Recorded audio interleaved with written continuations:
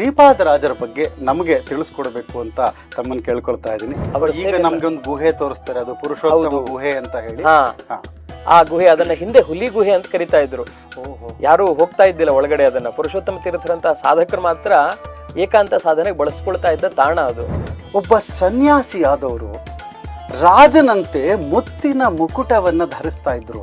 ಅದಕ್ಕೆ ನನ್ನ ಜೊತೆಗೆ ಬಾ, ನೀನ್ ನನ್ನ ಪಲ್ಲಕ್ಕಿಯಲ್ಲಿ ಕರ್ಕೊಂಡು ಹೋಗ್ತೀನಿ. ಅಯ್ಯೋ ನಾನು ಬರೋದಿಲ್ಲ ಪಲ್ಲಕ್ಕಿಯಲ್ಲಿ, ನಮ್ಮ ದೊಡ್ಡಮ್ಮನ ಮಗನ್ನು ಹೀಗೆ ಒಬ್ರು ಸ್ವಾಮಿಗಳು ಕರ್ಕೊಂಡು ಹೋಗ್ತೀನಿ ಅಂತ ಕರ್ಕೊಂಡು ಹೋಗಿ ಶಿಷ್ಯನಾಗಿ ಮಾಡ್ಕೊಂಡ್ಬಿಟ್ಟಿದ್ದಾರೆ.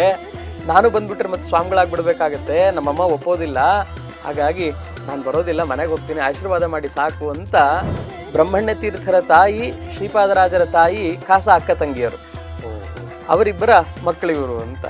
ಹಾಗಾಗಿ ನಮ್ಮ ಅಣ್ಣನನ್ನ ಕರ್ಕೊಂಡು ಹೋಗಿ ಸ್ವಾಮಿಗಳು ಮಾಡಿಬಿಟ್ಟಿದ್ದಾರೆ, ನಾನು ನಿಮ್ಮ ಜೊತೆ ಬರೋದಿಲ್ಲ ಅಂತ ಬಾಲಕ ಅದಕ್ಕೆ ಉತ್ತರ ಕೊಡ್ತಾನೆ. ತ್ರಿವಿಕ್ರಮನ ಸ್ಮರಣೆ ಮಾಡಿಕೊಂಡು ನರಸಿಂಹ ತೀರ್ಥ ಕೇಳಿದ್ರಂತೆ. ಶ್ರೀಗಳು ಇಳಿಬೇಕು, ಇದ್ದಕ್ಕಿದ್ದ ಹಾಗೆ ನರಸಿಂಹ ತೀರ್ಥದ ಪ್ರಮಾಣ ಏರ್ಲಿಕ್ಕೆ ಶುರುವಾಯಿತು. ಎಷ್ಟಿರುತ್ತೆ ನೀರಿನ ಪ್ರಮಾಣ? ಅದಕ್ಕಿಂತ ಹೆಚ್ಚು. ನೀರಿನ ಬಣ್ಣವೂ ವ್ಯತ್ಯಾಸ. ಅದು ಗಂಗೆ ಬಿಳಿ, ಅದು ಧವಳ ಗಂಗೆ ಅವಳು. ಹಾಗಾಗಿ ಬಿಳಿ ಬಿಳಿ ಬಿಳಿಯಾದ ಎಲ್ಲ ನೀರು ಹರಿದು ಬರ್ತಾ ಇದೆ. ಇದ್ದಕ್ಕಿದ್ದಾಗೆ ಮಳೆಯೆಲ್ಲ ಏನೂ ಇಲ್ಲ, ಪ್ರಮಾಣ ಹೆಚ್ಚುತ್ತಾ ಹೋಗ್ತಾ ಇದೆ. ಔತ್ತಾನ ಪಾದಿ ಯತಿರಾಟ್ ಅಂತ ಇದೇ ಪದ ಬಳಸ್ತಾರೆ. ಉತ್ತಾನ ಪಾದನ ಮಗ ಅಂದ್ರೆ ಧ್ರುವ ರಾಜನೇ ಭೂಮಿಯಲ್ಲಿ ಶ್ರೀಪಾದರಾಜರಾಗಿ ಬಂದಿದ್ದಾರೆ ಅಂತ ಅವ್ರ ಬಗ್ಗೆ ಉಲ್ಲೇಖ ಮಾಡ್ತಾರೆ.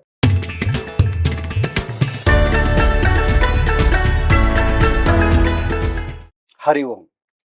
ಮುಳುಬಾಗಿಲಿನ ಒಂದು ಸಣ್ಣ ಪಟ್ಟಣ 15ನೇ ಶತಮಾನದಲ್ಲಿ ದಕ್ಷಿಣದ ನಳಂದ ಅಂತ ಕರೆಸ್ಕೊಳ್ತಾ ಇದ್ದಂತಹ ಒಂದು ದೊಡ್ಡ ವಿಶ್ವವಿದ್ಯಾನಿಲಯ ಅಲ್ಲಿ ಇತ್ತು. ಆ ವಿಶ್ವ ಗುರುಕುಲವನ್ನ ನಡೆಸ್ತಾ ಇದ್ದಂತಹ ಮಹಾ ಸನ್ಯಾಸಿ ಯಾರು?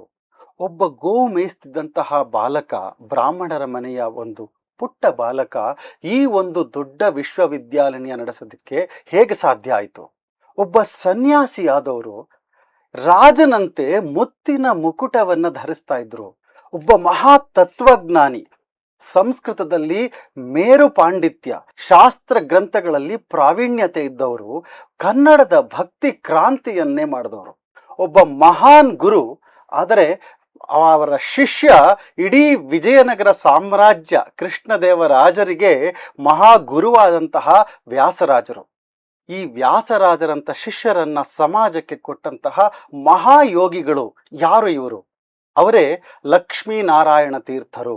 ಅಂದ್ರೆ ನಮಗೆ ಗೊತ್ತಿರೋ ಹೆಸರು ಅಂದ್ರೆ ಶ್ರೀಪಾದರಾಜರು. ಮುಳುಬಾಗಿಲಿನ ನರಸಿಂಹ ಕ್ಷೇತ್ರದಲ್ಲಿ ಗಂಗೆಯನ್ನ ಕರೆಸಿದಂತಹ ಮಹಾನ್ಯತಿಗಳು. ಇಂದು ಅವರ ಆರಾಧನಾ ವಿಶೇಷವಾಗಿ ನಮ್ಮ ವೇದಿಕ್ ವೆಲ್ನೆಸ್ ಚಾನೆಲ್ನಲ್ಲಿ ಶ್ರೀಪಾದರಾಜರ ಅವರ ಜೀವನ, ಅವರು ನಮಗೆ ನೀಡಿದಂತಹ ಮಹಾ ಕೊಡುಗೆ ಆ ವೇದಾಂತ ಸಾಮ್ರಾಜ್ಯಕ್ಕೆ, ಅದಕ್ಕೂ ಹೆಚ್ಚಿನದಾಗಿ ಕನ್ನಡಿಗರಾದ ನಮಗೆ ಆ ಹರಿದಾಸ ಸಾಹಿತ್ಯವನ್ನ ಉಣಬಡಿಸಿದವರು ಅವರು. ಅವರ ಒಂದು ಜೀವನವನ್ನ ತಿಳ್ಕೊಳ್ಳೋದು ನಮ್ಮ ಕರ್ತವ್ಯ ಕನ್ನಡಿಗರಾಗಿ. ಹಾಗಾಗಿ ಈ ಶ್ರೀಪಾದರಾಜರ ಆರಾಧನಾ ವಿಶೇಷವಾಗಿ ಶ್ರೀಪಾದರಾಜರ ಕೃತಿಗಳ ಬಗ್ಗೆ, ಅವರ ಜೀವನದ ಬಗ್ಗೆ, ಅವರ ಗ್ರಂಥಗಳ ಬಗ್ಗೆ ನಮಗೆ ತಿಳಿಸ್ಕೊಡೋದಕ್ಕೆ ನಮ್ಮ ಜೊತೆ ವಿದ್ವಾಂಸರಿದ್ದಾರೆ. ಶ್ರೀ ಭೀಮಸೇನಾಚಾರ್ಯ ಮಾನ್ವಿ ಅವರು. ಆಚಾರ್ಯರೇ, ಸುಸ್ವಾಗತ ಇವತ್ತಿನ ಪಾಡ್ಕಾಸ್ಟ್ಗೆ. ಶ್ರೀಪಾದರಾಜರ ಆರಾಧನೆ ಬರ್ತಾ ಇದೆ. ನಾವು ಸಾಮಾನ್ಯವಾಗಿ ಚಿಕ್ಕ ಹುಡುಗರಲ್ಲಿ ಹೇಳ್ತಾ ಇದ್ರು, ನೀವು ಶ್ರೀಪಾದರಾಜರ ಸ್ಮರಣೆ ಮಾಡಿಬಿಟ್ರೆ ಬೆಳಗ್ಗೆ ಹೊತ್ತು ನಿಮಗೆ ಅವತ್ತು ಒಳ್ಳೆ ಸುಭೋಜನ ಆಗುತ್ತೆ, ಮೃಷ್ಟಾನ್ನ ಭೋಜನ ಆಗುತ್ತೆ, ಬರೀ ಅವರ ಸ್ಮರಣೆಯಿಂದ ಅಂತ. ನಾವು ಹಾಗಾಗಿ ಚೆನ್ನಾಗಿ ನಾಪ್ಕೊಳ್ತಾ ಇದ್ವಿ, ಇವ್ರು ಶ್ರೀಪಾದರಾಜರ ಹೆಸರು ಹೇಳ್ಬಿಟ್ರೆ ಒಳ್ಳೆ ಊಟ ಸಿಕ್ಬಿಡುತ್ತೆ ಇವತ್ತು ಅಂತ ನಮ್ಮ ತಂದೆ ಹೇಳ್ತಾ ಇದ್ರು. ಹಾಗಾಗಿ ಶ್ರೀಪಾದರಾಜರ ಆರಾಧನೆ ಬರ್ತಾ ಇದೆ. ನಾವು ನಮ್ಮ ವೇದಿಕ್ ವೆಲ್ನೆಸ್ ಚಾನಲ್ನಲ್ಲಿ ಎಲ್ಲ ಮಹಾನ್ ಯತಿಗಳ, ಗುರುಗಳ ಒಂದು ಜೀವನ ಚರಿತ್ರೆ ಕುರಿತಾಗಿ ಆ ಒಂದು ವಿಶೇಷ ಸಂದರ್ಭದಲ್ಲಿ ಆ ಪಾಡ್ಕಾಸ್ಟ್ಗಳನ್ನ ಮಾಡ್ಕೊಂಡು ಬಂದಿದ್ದೀವಿ. ವಾದಿರಾಜರ ಬಗ್ಗೆ ಮಾಡಿದ್ದೀವಿ ಪಾಡ್ಕಾಸ್ಟು, ವ್ಯಾಸರಾಜರ ಬಗ್ಗೆ ಮಾಡಿದ್ದೀವಿ. ಆದರೆ ಎಲ್ಲ ಗುರುಗಳಿಗೆ ಮಹಾನ್ ಗುರುಗಳಾದವರು ಮೂಲಭೂತವಾಗಿ ಶ್ರೀಪಾದರಾಜರು. ಅವರ ಮಧ್ವಾಚಾರ್ಯರ ಒಂದು ಪರಂಪರೆಯಲ್ಲಿ ಬಂದವರು. ಶ್ರೀಪಾದರಾಜರ ಬಗ್ಗೆ ನಮಗೆ ತಿಳಿಸ್ಕೊಡ್ಬೇಕು ಅಂತ ತಮ್ಮನ್ನು ಕೇಳ್ಕೊಳ್ತಾ ಇದ್ದೀನಿ. ಈ ಕೆಲವು ಪ್ರಶ್ನೆಗಳನ್ನು ನಾನು ಹಾಕ್ಕೊಂಡು ಬಂದಿದ್ದೀನಿ. ಅವರ ಜೀವನದ ಕುರಿತಾಗಿ, ಅವರ ಗ್ರಂಥದ ಕುರಿತಾಗಿ ಏನು ನಾವು ಅವರನ್ನ ಬೇಡ್ಕೊಳ್ಬೇಕು, ಈ ಒಂದು ಕ್ಷೇತ್ರಕ್ಕೆ ನಾವು ಹೋದರೆ ಆ ಕ್ಷೇತ್ರದ ಮಹಿಮೆ ಏನು, ಎಲ್ಲ ವಿಷಯಗಳ ಬಗ್ಗೆ ನಮಗೆ ತಿಳಿಸ್ಕೊಡ್ಬೇಕು ಅಂತ ಕೇಳ್ಕೊಳ್ತೀನಿ. ಅವಶ್ಯವಾಗಿ. ಶ್ರೀ ಗುರುಭ್ಯೋ ನಮಃ. ಕಾಲೇ ಫಲತಿ ಸುರದ್ರುಹು ಚಿಂತಾಮಣಿರಪಿ ಯಾಚನೆ ದಾತ ವರ್ಷತಿ ಸಕಲಮಭೀಷ್ಟಂ ದರ್ಶನ ಮಾತ್ರಾತ್ ಶ್ರೀಪಾದರಾಣ್ಮುನಿ. ಬಹಳ ಪ್ರಸಿದ್ಧವಾದ ಶ್ಲೋಕ ಇದು. ಶ್ರೀಪಾದರಾಜರ ವೈಶಿಷ್ಟ್ಯವನ್ನ ನಿರೂಪಣೆ ಮಾಡಬೇಕಾದ್ರೆ, ಕಾಲೇ ಫಲತಿ ಸುರದ್ರುಹು, ಕಲ್ಪವೃಕ್ಷ ಅದರ ಹತ್ರ ಹೋಗಿ ಕೇಳಬೇಕು, ಕೇಳಿದ ಕಾಲಕ್ಕೆ ಆಯಾಯ ಕಾಲಕ್ಕೆ ತಕ್ಕ ಹಾಗೆ ಫಲಗಳೆಲ್ಲ ಅದರ ಕಾಲ ಬಂದಾಗ, ವೃಕ್ಷಗಳೆಲ್ಲ ಅದರ ಸಮಯ ಅಂತ ಬಂದಾಗ ಆಯಾ ಋತುವಿನಲ್ಲಿ ಫಲ ಕೊಡ್ತಾವೆ. ಆಮೇಲೆ ಚಿಂತಾಮಣಿ ಅಂತ ಏನಿದೆಯಲ್ಲ, ಅದ್ರ ಹತ್ರ ಹೋಗಿ ಬೇಡಿಕೊಂಡಾಗ ಮಾತ್ರ ಅದು ಕೇಳಿದ್ದನ್ನ ಕೊಡುತ್ತೆ.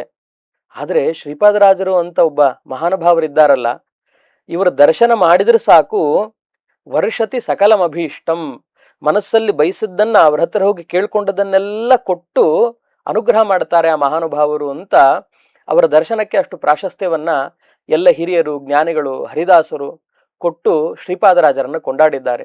ಅಂಥ ಮಹಾನುಭಾವರ ಆರಾಧನೆಯ ಪರ್ವಕಾಲ, ಇಂಥ ಸತ್ಕಾರ್ಯ ನಡೀತಾ ಇರೋದು ಬಹಳ ಸಂತೋಷದ ವಿಷಯ.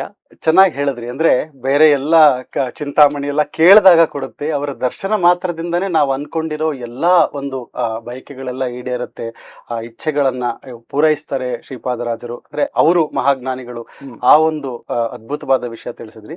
ಈಗ ನನಗೆ ಕುತೂಹಲ ಏನಂದ್ರೆ, ಅವರ ಬಾಲ್ಯದಲ್ಲಿ ಸ್ವರ್ಣವರ್ಣ ತೀರ್ಥರು ಅವ್ರ ಗುರುಗಳು ಹೇಗೆ ಅವರು ಆ ಬಾಲ್ಯದಲ್ಲಿ ಜೀವನ ಹೇಗಿತ್ತು, ಹೇಗೆ ಅವರು ಸನ್ಯಾಸಕ್ಕೆ ಬಂದ್ರು, ಆ ಒಂದು ಕುರಿತಾಗಿ ಸಂಕ್ಷಿಪ್ತವಾಗಿ ತಿಳಿಸ್ಕೋಬೋದ?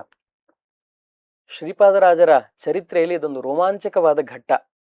ಏನಂದ್ರೆ, ಅವ್ರದ್ದು ತುಂಬಾ ಬಡತನದ ಕುಟುಂಬ. ಅಬ್ಬೂರಿನ ಹತ್ರ ಒಂದು ಕೃಷಿ ಮಾಡ್ಕೊಂಡಿದ್ದ ಕುಟುಂಬ. ಶೇಷಗಿರಿಯಪ್ಪ, ಗಿರಿಯಮ್ಮನವರು ಅಂತ ಇಬ್ರು ದಂಪತಿಗಳು. ಆದ್ರೆ ಬಡತನವೇ ದೊಡ್ಡ ಸೌಭಾಗ್ಯ ಅಂತ ತಿಳ್ಕೊಂಡು, ತಮಗೆ ತಿಳಿದಷ್ಟು ಆಚರಣೆ ಇಟ್ಕೊಂಡು ಕೃಷಿಯನ್ನ ಮಾಡಿಕೊಂಡು ಅದರಿಂದ ಬಂದ ಫಲದಿಂದ ಅವರು ಜೀವನ ಮಾಡ್ತಾ ಇದ್ದವರು, ಗುರುಗಳ ಸೇವೆಯನ್ನ ಮಾಡ್ಕೊಂಡಿದ್ದವರು. ಆ ಕಾಲಕ್ಕೆ ನಮಗೆ ಬಹಳ ಪ್ರಸಿದ್ಧ ಅಬ್ಬೂರು ಕ್ಷೇತ್ರ. ಅಬ್ಬೂರಿನಲ್ಲಿ ಪುರುಷೋತ್ತಮ ತೀರ್ಥರ ಸನ್ನಿಧಾನವಿದೆ. ಆ ಮಹನೀಯರು ಆ ಕಾಲದಲ್ಲಿ ಇದ್ರು. ಅವರ ನಮ್ಗೆ ಒಂದು ಗುಹೆ ತೋರಿಸ್ತಾರೆ, ಅದು ಪುರುಷೋತ್ತಮ ಗುಹೆ ಅಂತ ಹೇಳಿ. ಆ ಗುಹೆ, ಅದನ್ನ ಹಿಂದೆ ಹುಲಿ ಗುಹೆ ಅಂತ ಕರಿತಾ ಇದ್ರು. ಯಾರು ಹೋಗ್ತಾ ಇದ್ದಿಲ್ಲ ಒಳಗಡೆ. ಅದನ್ನ ಪುರುಷೋತ್ತಮ ತೀರ್ಥರಂತ ಸಾಧಕರು ಮಾತ್ರ ಏಕಾಂತ ಸಾಧನೆಗೆ ಬಳಸ್ಕೊಳ್ತಾ ಇದ್ದ ತಾಣ ಅದು. ಅಲ್ಲಿ ಪುರುಷೋತ್ತಮ ತೀರ್ಥರ ಸೇವೆಯನ್ನ ಮಾಡಿಕೊಂಡು ಶೇಷಗಿರಿಯಪ್ಪನವರು ತಮ್ಮ ವೃತ್ತಿಯನ್ನ ಮಾಡ್ಕೊಂಡು ಬದುಕ್ತಾ ಇದ್ದವರು. ಅವರ ಮಗನೇ ಲಕ್ಷ್ಮೀನಾರಾಯಣ ಅಂತ ಪುಟ್ಟ ಬಾಲಕ, ಬಹಳ ಚುರುಕಂತೆ. ಮನೆಯಲ್ಲಿ ತಂದೆ ಹೇಳಿಕೊಟ್ಟಷ್ಟು ಸ್ತೋತ್ರ ಅದನ್ನೆಲ್ಲ ಕಲ್ತ್ಕೊಂಡು ಬೆಳಿಗ್ಗೆ ದಿನನಿತ್ಯದ ಕರ್ತವ್ಯನ ಮುಗಿಸ್ಕೊಂಡು ಎಲ್ಲ ಹಸುಗಳನ್ನ ಮೇಯಿಸ್ಕೊಂಡು ಬರ್ಬೇಕು. ಮೇಯಿಸ್ಕೊಂಡು ಬರ್ಲಿಕ್ಕೆ ಅಂತ ಅವುಗಳನ್ನೆಲ್ಲ ಕರ್ಕೊಂಡು ಗೋಪಾಲಕನಂತೆ ಹೋದಾಗ ಜೊತೆಗೆ ಇದ್ದ ಎಲ್ಲ ಬಾಲಕರಿಗೆ ಈತನೇ ಮಾರ್ಗದರ್ಶಕ. ಹೀಗೆ ಪ್ರಹ್ಲಾದರಾಜರ ಕಥೆಯಲ್ಲಿ ಕೇಳ್ತೀವಲ್ಲ, ಹಾಗೆ ಈ ಲಕ್ಷ್ಮೀನಾರಾಯಣ ಎಲ್ಲ ಕಥೆಗಳನ್ನು ಹೇಳೋದು, ಮಾಡೋದು, ಅವ್ರ ಜೊತೆ ಇರೋದು, ಈ ರೀತಿಯಾದ ಜೀವನ ಕ್ರಮ ಇತ್ತು. ಒಮ್ಮೆ ತಾನು ಹಸುಗಳನ್ನೆಲ್ಲ ಮೇಯಿಸ್ಕೊಂಡು ಮತ್ತೆ ಮರಳಿ ಮನೆಗೆ ಬರೋ ಸಮಯಕ್ಕೆ ಸಂಜೆ ಹೊತ್ತಾಗಿದೆ, ಗೋಧುಳಿ ಮುಹೂರ್ತ ಅಂತ ಏನ್ ಹೇಳ್ತೀವಿ, ಆ ಸಮಯದಲ್ಲಿ ಬರ್ತಾ ಇದ್ದಾನೆ. ಬರೋ ಕಾಲಕ್ಕೆ ಒಂದು ಪಲ್ಲಕ್ಕಿ ದೂರದಿಂದ ಆ ಪಲ್ಲಕ್ಕಿ ಹೊತ್ಕೊಂಡು ಅವರೆಲ್ಲ ಸೇವಕರು ಬರ್ತಾ ಇದ್ದಾರೆ. ಈ ಹುಡುಗನ ಹತ್ರನೇ ಬಂದು ನಿಂತು ಈ ನಾಮ ಶಿಖೆ ಇದನ್ನೆಲ್ಲ ನೋಡ್ಕೊಂಡು, ಇಲ್ಲಿಂದ ಊರು ಎಷ್ಟು ದೂರ ಇದೆಯಪ್ಪ ಅಂತ ಒಳಗಿದ್ದ ಯತಿಗಳು ಕೇಳಿದ್ರು. ಆ ಬಾಲಕ ಕೊಟ್ಟ ಉತ್ತರ ಬಹಳ ಅದ್ಭುತವಾದದ್ದು. ಅತ್ತ ನೋಡಿ, ಇತ್ತ ನೋಡಿ, ಹೊತ್ತು ನೋಡಿ ಅಂತ. ಏನ್ ಹಾಗಂದ್ರೆ ಅಂತಂದ್ರೆ, ಅತ್ತ ನೋಡಿ ಅಂದ್ರೆ ಅಲ್ಲಿ ನೋಡಿ ಮನೆಗಳಿಗೆ ಹೋಗ್ತಾ ಇರೋ ಹಸು ಕರುಗಳನ್ನು ನೋಡ್ರಿ. ಆಮೇಲೆ ಇತ್ತ ನೋಡ್ರಿ ಅಂದ್ರೆ ಅವುಗಳನ್ನ ಕರ್ಕೊಂಡು ನಾನು ಹೊರಟಿದ್ದೇನೆ. ಅದ್ರ ಜೊತೆಗೆ ಹೊತ್ತು ನೋಡಿ ಅಂದ್ರೆ ಸೂರ್ಯ ಮುಳುಗ್ತಾ ಇದ್ದಾನೆ. ಸೂರ್ಯ ಕಂದುತ್ತಾ ಇರೋ ಕಾಲಕ್ಕೆ ಯಾರು ಕಾಡಲ್ಲಿ ಇರೋದಿಲ್ಲ. ಇನ್ನು ಹೊರಟಿದ್ದಾನೆ ಅಂದ್ರೆ ಊರು ಹತ್ತ ಇರುತ್ತೆ ಅಂತಾನೆ ಅದರಿಂದ ಧ್ವನಿಸೋ ಅರ್ಥ ಇದು. ಶ್ರೀಗಳಿಗೆ ಬಹಳ ಆಶ್ಚರ್ಯ ಆಯ್ತು. ಏನಪ್ಪಾ ಇದು, ಇಂಥ ಪುಟ್ಟ ಹಳ್ಳಿಯಲ್ಲಿ ಪ್ರಾಸಬದ್ಧವಾಗಿ ಸಂಕ್ಷಿಪ್ತವಾಗಿ ಈ ಉತ್ತರ ಕೊಟ್ಬಿಟ್ನಲ್ಲ ಬಾಲಕ, ಯಾರಪ್ಪ ನೀನು ಅಂತ ಕೇಳ್ತಾರೆ. ಇಲ್ಲ, ಹೀಗೆ ನನ್ನ ಹೆಸರು ಲಕ್ಷ್ಮೀನಾರಾಯಣ ಅಂತ. ಅದಕ್ಕೆ ನನ್ನ ಜೊತೆಗೆ ಬಾ, ನಿನ್ನ ಪಲ್ಲಕ್ಕಿಯಲ್ಲಿ ಕರ್ಕೊಂಡು ಹೋಗ್ತೇನೆ. ಅಯ್ಯೋ, ನಾನು ಬರೋದಿಲ್ಲ ಪಲ್ಲಕ್ಕಿಯಲ್ಲಿ, ನಮ್ಮ ದೊಡ್ಡಮ್ಮನ ಮಗನ್ನು ಹೀಗೆ ಒಬ್ರು ಸ್ವಾಮಿಗಳು ಕರ್ಕೊಂಡು ಹೋಗ್ತೇನೆ ಅಂತ ಕರ್ಕೊಂಡು ಹೋಗಿ ಶಿಷ್ಯನಾಗಿ ಮಾಡ್ಕೊಂಡ್ಬಿಟ್ಟಿದ್ದಾರೆ. ನಾನು ಬಂದ್ಬಿಟ್ರೆ ಮತ್ತೆ ಸ್ವಾಮಿಗಳಾಗ್ಬಿಡ್ಬೇಕಾಗತ್ತೆ, ನಮ್ಮಮ್ಮ ಒಪ್ಪೋದಿಲ್ಲ, ಹಾಗಾಗಿ ನಾನು ಬರೋದಿಲ್ಲ, ಮನೆಗೆ ಹೋಗ್ತೀನಿ, ಆಶೀರ್ವಾದ ಮಾಡಿ ಸಾಕು ಅಂತ ಆ ಬಾಲಕನ ತಲೆ ಮೇಲೆ ಕೈ ಇಟ್ಟು ಮಂತ್ರಾಕ್ಷತೆ ಹಾಕ್ತಾರೆ ಸ್ವರ್ಣವರ್ಣ ತೀರ್ಥರು. ಹೀಗೆ ಗುರುಗೆ ಶಿಷ್ಯನಿಗೆ ಮೊದಲ ಭೇಟಿಯಾದ ಪ್ರಸಂಗವನ್ನ ಶ್ರೀಪಾದರಾಜರ ಚರಿತ್ರೆಯಲ್ಲಿ ಈ ರೀತಿಯಾಗಿ ನಿರೂಪಣೆ ಮಾಡ್ತಾರೆ. ಸೊ ಆ ಬಾಲಕ ಆ ಒಂದು ಉತ್ತರ ಕೊಟ್ಟಿದ್ದು ಮುಂದೆ ಅವರು ಶ್ರೀಪಾದರ ಈ ಇನ್ನೊಬ್ರು ನಮ್ಮ ದೊಡ್ಡಪ್ಪನ ಮಗ ಅಂತ ಹೇಳಿದ್ರಲ್ಲ, ಅವ್ರು ಯಾರು? ಅವ್ರು ಯಾರು ಅಂದ್ರೆ, ಬಹಳ ಪ್ರಸಿದ್ಧರಾದ ಸೂರ್ಯಾಂಶ ಸಂಭೂತರು ಅಂತಾನೆ ಅವರ ಬಗ್ಗೆ ಇರತಕ್ಕಂತಹ ಪ್ರಸಿದ್ಧಿ. ಬ್ರಹ್ಮಣ್ಯ ತೀರ್ಥ ಗುರುಸಾರ್ವಭೌಮರು, ವ್ಯಾಸರಾಜರಂತಹ ಮಹನೀಯರನ್ನ ಜಗತ್ತಿಗೆ ಕೊಟ್ಟ ಜ್ಞಾನಶ್ರೇಷ್ಠರು ಅಬ್ಬೂರಿನ ಬ್ರಹ್ಮಣ್ಯ ತೀರ್ಥರು. ಬ್ರಹ್ಮಣ್ಯ ತೀರ್ಥರ ತಾಯಿ ಶ್ರೀಪಾದರಾಜರ ತಾಯಿ ಖಾಸ ಅಕ್ಕ ತಂಗಿಯರು. ಅವರಿಬ್ಬರ ಮಕ್ಕಳು ಇವರು ಅಂತ. ಹಾಗಾಗಿ ನಮ್ಮ ಅಣ್ಣನನ್ನ ಕರ್ಕೊಂಡು ಹೋಗಿ ಸ್ವಾಮಿಗಳು ಮಾಡಿಬಿಟ್ಟಿದ್ದಾರೆ, ನಾನ್ ನಿಮ್ ಜೊತೆ ಬರೋದಿಲ್ಲ ಅಂತ ಬಾಲಕ ಅದಕ್ಕೆ ಉತ್ತರ ಕೊಡ್ತಾನೆ. ಈಗ ಹೀಗೆ ಅವರ ಬಾಲ್ಯದಿಂದ ಸನ್ಯಾಸ ದೀಕ್ಷೆ ತಗೊಂಡು ಹೇಗೆ ಮುಂದುವರಿಯುತ್ತೆ ಅವರ ಜೀವನ? ಅವರನ್ನ ಪುರುಷೋತ್ತಮ ತೀರ್ಥರ ಭೇಟಿ ಆದ್ಮೇಲೆ ಎರಡೂ ಮಹಾಸಂಸ್ಥಾನಗಳು, ಸ್ವರ್ಣವರ್ಣ ತೀರ್ಥರು ಪುರುಷೋತ್ತಮ ತೀರ್ಥರ ಭೇಟಿ ಆದ್ಮೇಲೆ ಎಲ್ಲ ಸಂಭಾಷಣೆಗಳೆಲ್ಲ ಆದ್ಮೇಲೆ ಆ ಅವರ ಹತ್ರ ಸೇವೆ ಮಾಡ್ತಾ ಇದ್ದ ಬಾಲಯತಿಗಳು ಬ್ರಹ್ಮಣ್ಯ ತೀರ್ಥರನ್ನ ಕಂಡು ನಮಗೂ ಇಂಥ ಒಬ್ಬ ಶಿಷ್ಯ ಬೇಕು ಅಂತ ಸ್ವರ್ಣವರ್ಣ ತೀರ್ಥರು ತಾವು ಕೇಳ್ಕೊಂಡಾಗ ಅವಶ್ಯವಾಗ್ಲಿ ಇಷ್ಟರಲ್ಲೇ ಆಗೋದಿದೆ ಅಂತ ಇಬ್ಬರೂ ಪರಸ್ಪರ ಅಂತರಂಗವನ್ನ ಅರಿತ ಮಹಾನುಭಾವರವರು. ಹಾಗೆ ಉತ್ತರ ಕೊಟ್ಟ ಮೇಲೆ ಹೀಗೆ ಮಾತಿಗೆ ಮಾತು ಬಂದಾಗ ಶೇಷಗಿರಿಯಪ್ಪನವರ ಮಗ ಬಹಳ ಚುರುಕಾಗಿದ್ದಾನೆ, ಆ ಬಾಲಕನನ್ನ ನಾವು ಉತ್ತರಾಧಿಕಾರಿಯನ್ನಾಗಿ ಸ್ವೀಕಾರ ಮಾಡಬಹುದು ಆಗ್ಲಿ ಅಂತ ಹೇಳಿ ಅವ್ರ ತಂದೆ ತಾಯಿಯನ್ನ ಕರೆಸ್ಕೊಂಡು ಅವ್ರ ಹತ್ರ ಅವರ ಒಪ್ಪಿಗೆಯನ್ನ ಪಡ್ಕೊಂಡೇನೆ ಉಪನಯನ ಎಲ್ಲ ಮಾಡಿ ಆಮೇಲೆ ಅವರಿಗೆ ಸನ್ಯಾಸ ದೀಕ್ಷೆಯನ್ನು ಕೊಟ್ಟು ಲಕ್ಷ್ಮೀನಾರಾಯಣ ತೀರ್ಥರು ಅಂತ ಅಭಿಧಾನವನ್ನ ಕೊಡ್ತಾರೆ, ಅವರಿಗೆ ನಾಮಕರಣವನ್ನ ಮಾಡ್ತಾರೆ. ಲಕ್ಷ್ಮೀನಾರಾಯಣ ತೀರ್ಥರು ಬಾಲ್ಯದಲ್ಲಿಯೇ ಬಹಳ ಚುರುಕು ಅವರು. ಆಶ್ರಮ ಸ್ವೀಕಾರದ ನಂತರ ಶ್ರೀರಂಗ ಕ್ಷೇತ್ರಕ್ಕೆ ಹೊರಟು ಹೋಗ್ತಾರೆ ಅವರು. ಯಾಕೆಂದ್ರೆ ಸ್ವರ್ಣವರ್ಣ ತೀರ್ಥರ ಕಾರ್ಯಭೂಮಿ ಶ್ರೀರಂಗ. ಅವರಿಗಿಂತ ಹಿಂದಿನ ಪರಂಪರೆಯಲ್ಲಿ ಬಂದ ಜ್ಞಾನಿಗಳೆಲ್ಲ ಶ್ರೀರಂಗದಲ್ಲಿ ಅವರ ವೃಂದಾವನದ ಸನ್ನಿಧಾನ ಇದೆ. ಈ ಚಂದ್ರ ಪುಷ್ಕರಣಿಯ ತೀರದಲ್ಲಿ ಪರಶುರಾಮ ತೀರ್ಥರು ಅಂತ, ಆಮೇಲೆ ಹೊರಗಡೆ ಬಂದ್ರೆ ಆದಿರಾಜ ತೀರ್ಥರು, ಸತ್ಯವ್ರತ ತೀರ್ಥರು ಅಂತ ಶ್ರೀಪಾದರಾಜರ ಗುರುಗಳು, ಪರಮಗುರುಗಳು, ಪರಮೇಷ್ಠಿ ಗುರುಗಳ ವೃಂದಾವನದ ಸನ್ನಿಧಾನ ರಂಗನಾಥ ದೇವರ ದೇವಸ್ಥಾನದ ಒಳಗಡೆನೆ ಇರೋದು ಬಹಳ ವಿಶೇಷ ಇದೊಂದು. ಹಾಗಾಗಿ ಕಾರ್ಯಕ್ಷೇತ್ರ ಆವಾಗ ತಮಿಳುನಾಡಾಗಿತ್ತು. ಅಲ್ಲಿ ಹೋಗಿ ಗುರುಗಳ ಸೇವೆಯನ್ನ ಮಾಡ್ತಾ ಇರ್ತಾರೆ. ಅದ್ರ ಜೊತೆಗೆ ಗುರುಗಳು ಇವರಿಗೆ ಆಜ್ಞೆ ಮಾಡಿ ಕಳಿಸೋದೇನು ಅಂದ್ರೆ ವಿದ್ಯಾಭ್ಯಾಸಕ್ಕೆ ವಿಭುಧೇಂದ್ರ ತೀರ್ಥ ಶ್ರೀಪಾದರ ಹತ್ರ ಕಳಿಸ್ತಾರೆ. ಇವತ್ತು ಮಂತ್ರಾಲಯ ಮಠದ ಪರಂಪರೆಯಲ್ಲಿ ಮಹಾವಿಭೂತಿ ಪುರುಷರು ವಿಭುಧೇಂದ್ರ ತೀರ್ಥರು ಅಂತಂದ್ರೆ. ಆಕೇರಳಂ ತಥಾಸೇತುಂ ಆಗಂಗಂಚ ಆಹಿಮಾಲಯಂ, ಕೇರಳದಿಂದ ಪ್ರಾರಂಭ ಮಾಡಿಕೊಂಡು ಹಿಮಾಲಯದ ತುದಿಯವರೆಗೂ ಸಂಚಾರ ಮಾಡಿ ಆ ಕಾಲದಲ್ಲೇ ಕಾಲ್ನಡಿಗೆಯಲ್ಲಿ ಸಂಚಾರ ಮಾಡಿ ಭಗವತ್ ತತ್ವವನ್ನ ಪ್ರಚಾರ ಮಾಡಿದ ಮಹಾನುಭಾವರವರು ವಿಭುಧೇಂದ್ರ ತೀರ್ಥ ಶ್ರೀಪಾದರು. ಅವರಲ್ಲಿ ಇವರು ವಿದ್ಯಾಭ್ಯಾಸವನ್ನ ಅಲ್ಲಿ ಮಾಡ್ತಾರೆ. ಹೋಗಿ ಇವರು ಅಲ್ಲಿ ವಿದ್ಯಾಭ್ಯಾಸ ಮಾಡಿ ಮಹಾ ವಿದ್ವಾಂಸರಾಗಿ ತಯಾರಾಗ್ತಾರೆ. ಅಂದ್ರೆ ನನ್ಗೇನ್ ಅನ್ಸುತ್ತೆ ಆಚಾರ್ಯ ಅಂದ್ರೆ, ಆ ಕಾಲದಲ್ಲಿ ನೋಡಿ ಅವರ ಸ್ವರ್ಣವರ್ಣ ತೀರ್ಥರೇ ಹೇಳ್ಕೊಡ್ಬೋದಾಗಿತ್ತು. ಆದ್ರೆ ಹೇಗೆ ಆ ಮಹಾಮಹಿಮರ ಹತ್ರ ಕಳಿಸೋರಲ್ವಾ, ಅಂದ್ರೆ ಬೇರೆ ಯಾರು ಉತ್ತಮರಿದ್ದಾರೆ, ಯಾರು ಹೆಚ್ಚು ಇವರಿಗೆ ಹೊಂದುವಂತಹ ಗುರುಗಳು ಯಾರು ಅಂತ ತಿಳಿದು ಒಂದು ವ್ಯವಸ್ಥೆನ ಮಾಡ್ತಿದ್ರು ಅಂತ ಅನ್ಸುತ್ತೆ. ನಿಜ, ವಿಭುಧೇಂದ್ರ ತೀರ್ಥರು ಅಂಥ ವಿದ್ವತ್ತಿತ್ತು. ರಾಘವೇಂದ್ರ ವಿಜಯದಲ್ಲಿ ಅವ್ರ ಬಗ್ಗೆ ಹೇಳ್ಬೇಕಾದ್ರೆ ರಾಘವೇಂದ್ರ ಸ್ವಾಮಿಗಳ ಅಕ್ಕನ ಮಗ, ಪೂರ್ವಾಶ್ರಮದ ಅಕ್ಕನ ಮಗ, ಸೋದರಳಿಯ ಉಲ್ಲೇಖ ಮಾಡ್ತಾರೆ. ಬಭೌ ಹರೇರರ್ಪಿತ ಜೈತ್ರ ಪತ್ರ ಅಂತ ಅವ್ರೆಲ್ಲ ಕಡೆ ವಾದದಲ್ಲಿ ದಿಗ್ವಿಜಯ ಮಾಡಿದಾಗ ಗೆದ್ದಾಗ ಬಂಗಾರದ ಪತ್ರಗಳನ್ನ ಬರೆದುಕೊಡೋರಂತ, ಬಂಗಾರದ ತಗಡಿನಲ್ಲಿ ಜಯಪತ್ರ ಬರೆದುಕೊಡ್ತಾ ಇದ್ರಂತ ಪ್ರತಿವಾದಿಗಳು. ವಿಭುಧೇಂದ್ರ ತೀರ್ಥರ ಹತ್ರ ನಾವು ಈ ವಾಕ್ಯಾರ್ಥದಲ್ಲಿ ನಮ್ಮನ್ನ ಗೆದ್ದಿದ್ದಾರೆ ಅವರು ಅಂತ. ಈ ಥರದ ಪತ್ರಗಳು 108 ಅಂತ 3 ಗುಂಪಾಗಿತ್ತಂತೆ. ಅದನ್ನ ಏನ್ ಮಾಡಿದ್ರು ಅಂದ್ರೆ ಶ್ರೀಗಳು ಒಂದು ಅಹೋಬಲದ ನರಸಿಂಹದೇವರಿಗೆ, ಶ್ರೀರಂಗದ ರಂಗನಾಥನಿಗೆ, ತಿರುಪತಿಯ ತಿಮ್ಮಪ್ಪನಿಗೆ 108 ಪತ್ರಗಳದ್ದು ಹಾರ ಮಾಡಿಸಿ ಅರ್ಪಣೆ ಮಾಡಿಬಿಟ್ರಂತೆ. ನಾನ್ ತಗೊಂಡು ಏನ್ ಮಾಡ್ಲಿ, ನಿಂದೇ ದಯದಿಂದ ಇಂಥ ಅನುಗ್ರಹ ಸಾಧ್ಯವಾಗಿದೆ ಅಂತ ಅದನ್ನ ನಾನು ಕಂಡಿದ್ದೀನಿ ಅಂತ ವ್ಯಾಖ್ಯಾನ ಮಾಡೋರು ಬರೀತಾರೆ. ವಿಭುಧೇಂದ್ರರು ಅರ್ಪಣೆ ಮಾಡಿದ ಸ್ವರ್ಣ ಪತ್ರಗಳ ಹಾರವನ್ನ ನೋಡಿದ್ದೀನಿ ಅಂತ. ಆ ವಿದ್ಯಾ ಪ್ರೌಢಿಮೆ ಇದ್ದಿದ್ದಕ್ಕೇನೆ ಸ್ವರ್ಣವರ್ಣ ತೀರ್ಥರಲ್ಲಿ ಕಳಿಸಿದ್ರು, ನಮ್ಮ ಹತ್ರನೂ ಸೇವೆ ಮಾಡ್ಕೊಳ್ರಿ, ಅದ್ರ ಜೊತೆಗೆ ಅಂಥ ಜ್ಞಾನಿಗಳಲ್ಲೂ ಕೂಡ ಅಧ್ಯಯನ ಮಾಡಿ ಅಂತ. ವಿಶೇಷ ಅಂದ್ರೆ ಇವರು ಅಧ್ಯಯನ ಮಾಡ್ತಾ ಇದ್ದ ಕಾಲಕ್ಕೇನೆ ವಿಭುಧೇಂದ್ರ ತೀರ್ಥರ ಶಿಷ್ಯರು ಜಿತಾಮಿತ್ರ ತೀರ್ಥರು ಅಂತ ಮಹಾನುಭಾವರು. ನಮ್ಮ ರಾಯಚೂರಿನ ಹತ್ರ ಕೃಷ್ಣಾ ನದಿಯ ನಡುಗಡ್ಡೆಯಲ್ಲಿ ಅವರ ಸನ್ನಿಧಾನ ಇದೆ. ವೃಕ್ಷದಲ್ಲಿ ಅವರ ಸನ್ನಿಧಾನ, ವೃಂದಾವನ ಇಲ್ಲ. ಆ ಜ್ಞಾನಿಗಳು ಇವರೆಲ್ಲ ಒಟ್ಟಿಗೆನೆ ವಿಭುಧೇಂದ್ರರ ಹತ್ರ ಇದ್ದವ್ರು ಆ ಕಾಲಕ್ಕೆ. ಜಿತಾಮಿತ್ರರು, ಶ್ರೀಪಾದರಾಜರು ಒಟ್ಟಿಗೆ ಇದ್ದವ್ರು ಆವಾಗ ಶ್ರೀರಂಗದಲ್ಲಿ. ಅದೊಂದು ಐತಿಹಾಸಿಕ ಕೃತಿಯೂ ಇದೆ. ಶ್ರೀಪಾದರಾಜರು ಜಿತಾಮಿತ್ರರನ್ನ ಅಭಿನಂದಿಸಿ ಮಾಡಿದ್ದು ಅಂದ್ರೆ, ಜಿತಾಮಿತ್ರರ ಕಾಲಾವಧಿ ಮುಗಿದಾದ್ಮೇಲೂ ಶ್ರೀಪಾದರಾಜರು ಇದ್ರು, ತುಂಬಾ ದೀರ್ಘಾವಧಿ ಬದುಕಿದವರು. ವಂದನೆ ಮಾಡಿರೈ ಯತಿಕುಲ ಚಂದ್ರನ ಪಾಡಿರೈ, ಬಂದ ದುರಿತಗಳ ಹಿಂದೆ ಕಳೆದು ಆನಂದ ಪಡುವ ವಿಭುಧೇಂದ್ರ ಕರೋದ್ಭವರ ವಂದನೆ ಮಾಡಿರೈ ಅಂತ ಶ್ಲಾಘನೆ ಮಾಡಿ ಜಿತಾಮಿತ್ರರ ಮೇಲೆ ಮಾಡಿದ ಪದ್ಯ ಇದು. ಆ ರೀತಿಯಾದ ಸ್ನೇಹ ಸಂಬಂಧಗಳು ಮಹಾಸಂಸ್ಥಾನಗಳಲ್ಲಿ ಆ ಕಾಲದಿಂದಲೂ ಇತ್ತು ಅನ್ನೋದನ್ನ ಗಮನಿಸಬಹುದು. ಇನ್ನು ಮುಂದಿನ ಸೆಕ್ಷನ್ ಬರೋದಾದ್ರೆ, ನಾನು ದಕ್ಷಿಣ ನಳಂದ ಅಂತ ಹೇಳಿದೆ. ಅಷ್ಟೊಂದು ದೊಡ್ಡ ವಿಶ್ವಮಾನ್ಯವಾದ ಗುರುಕುಲ. ಯಾಕಂದ್ರೆ ಆಗಿನ ಕಾಲದಲ್ಲಿ ಕಂಚಿ ತುಂಬಾ ಫೇಮಸ್ ಇತ್ತು. ಈ ಒಂದು ಗುರುಕುಲ ಅಂದ್ರೆ ದೊಡ್ಡ ಮಟ್ಟದಲ್ಲಿ ವಿದ್ಯಾ ಕೇಂದ್ರವಾಗಿತ್ತು ಅಂತ.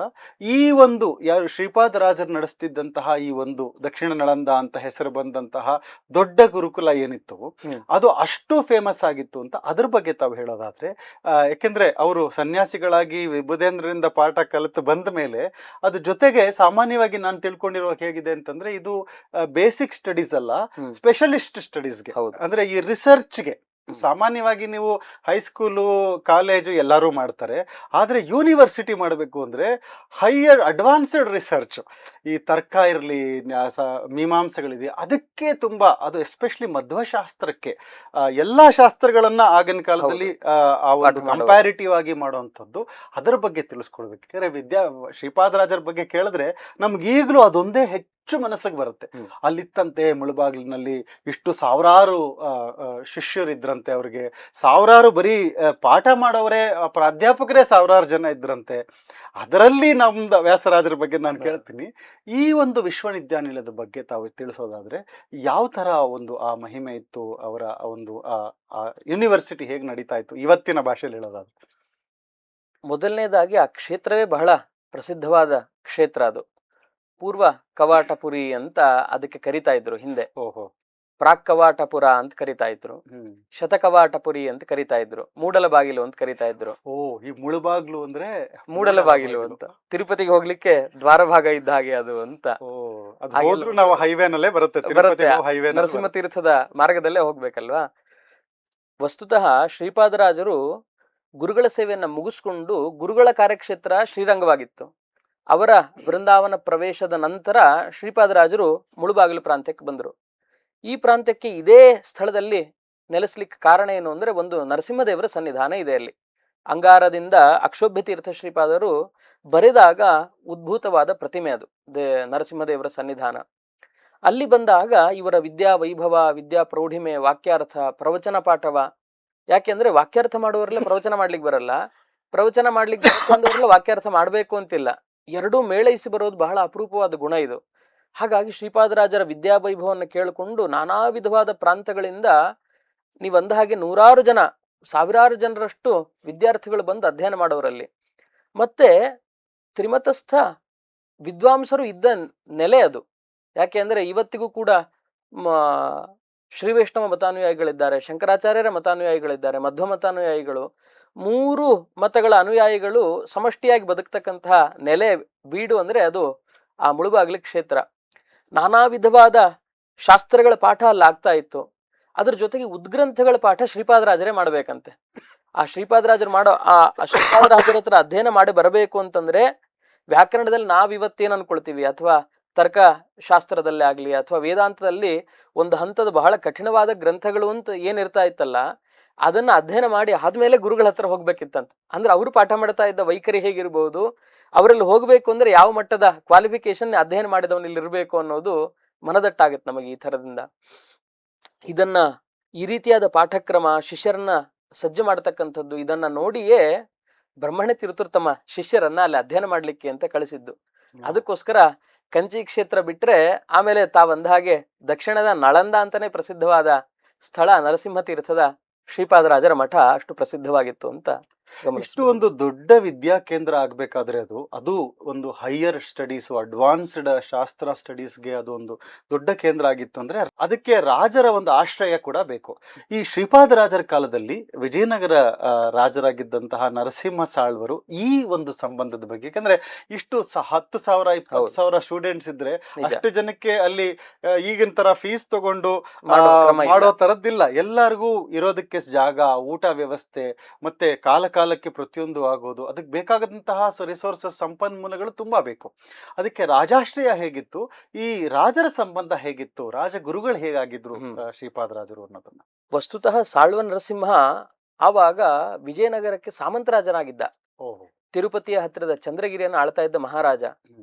ಅಲ್ಲಿ ವಿರೂಪಾಕ್ಷ ಅಂತ ಹಂಪಿಯನ್ನ, ವಿಜಯನಗರವನ್ನ ಶಾಸನ ಮಾಡ್ತಾ ಇದ್ದ ಮಹಾರಾಜನ ಆ ಲೋಲುಪತೆ ಅದಕ್ಕೆಲ್ಲ ರೂಸಿ ಹೋಗಿ ಕೊನೆಗೆ ಅವನನ್ನ ಬದಿಗೊತ್ತಿ ಸಾಳ್ವ ನರಸಿಂಹನೇ ವಿಜಯನಗರ ಸಾಮ್ರಾಜ್ಯದ ರಾಜನಾಗ್ಬಿಡ್ತಾನೆ. ರಾಜನಾದಾಗ ಆದ್ರೆ ಏನು ಅಂತಂದ್ರೆ, ಈ ಮಧ್ಯದಲ್ಲಿ ತಿರುಪತಿಯ ಅರ್ಚಕರಿಗೆ ಈ ಮಹಾರಾಜನಿಗೆ ಒಂದು ವೈಮನಸ್ಯ.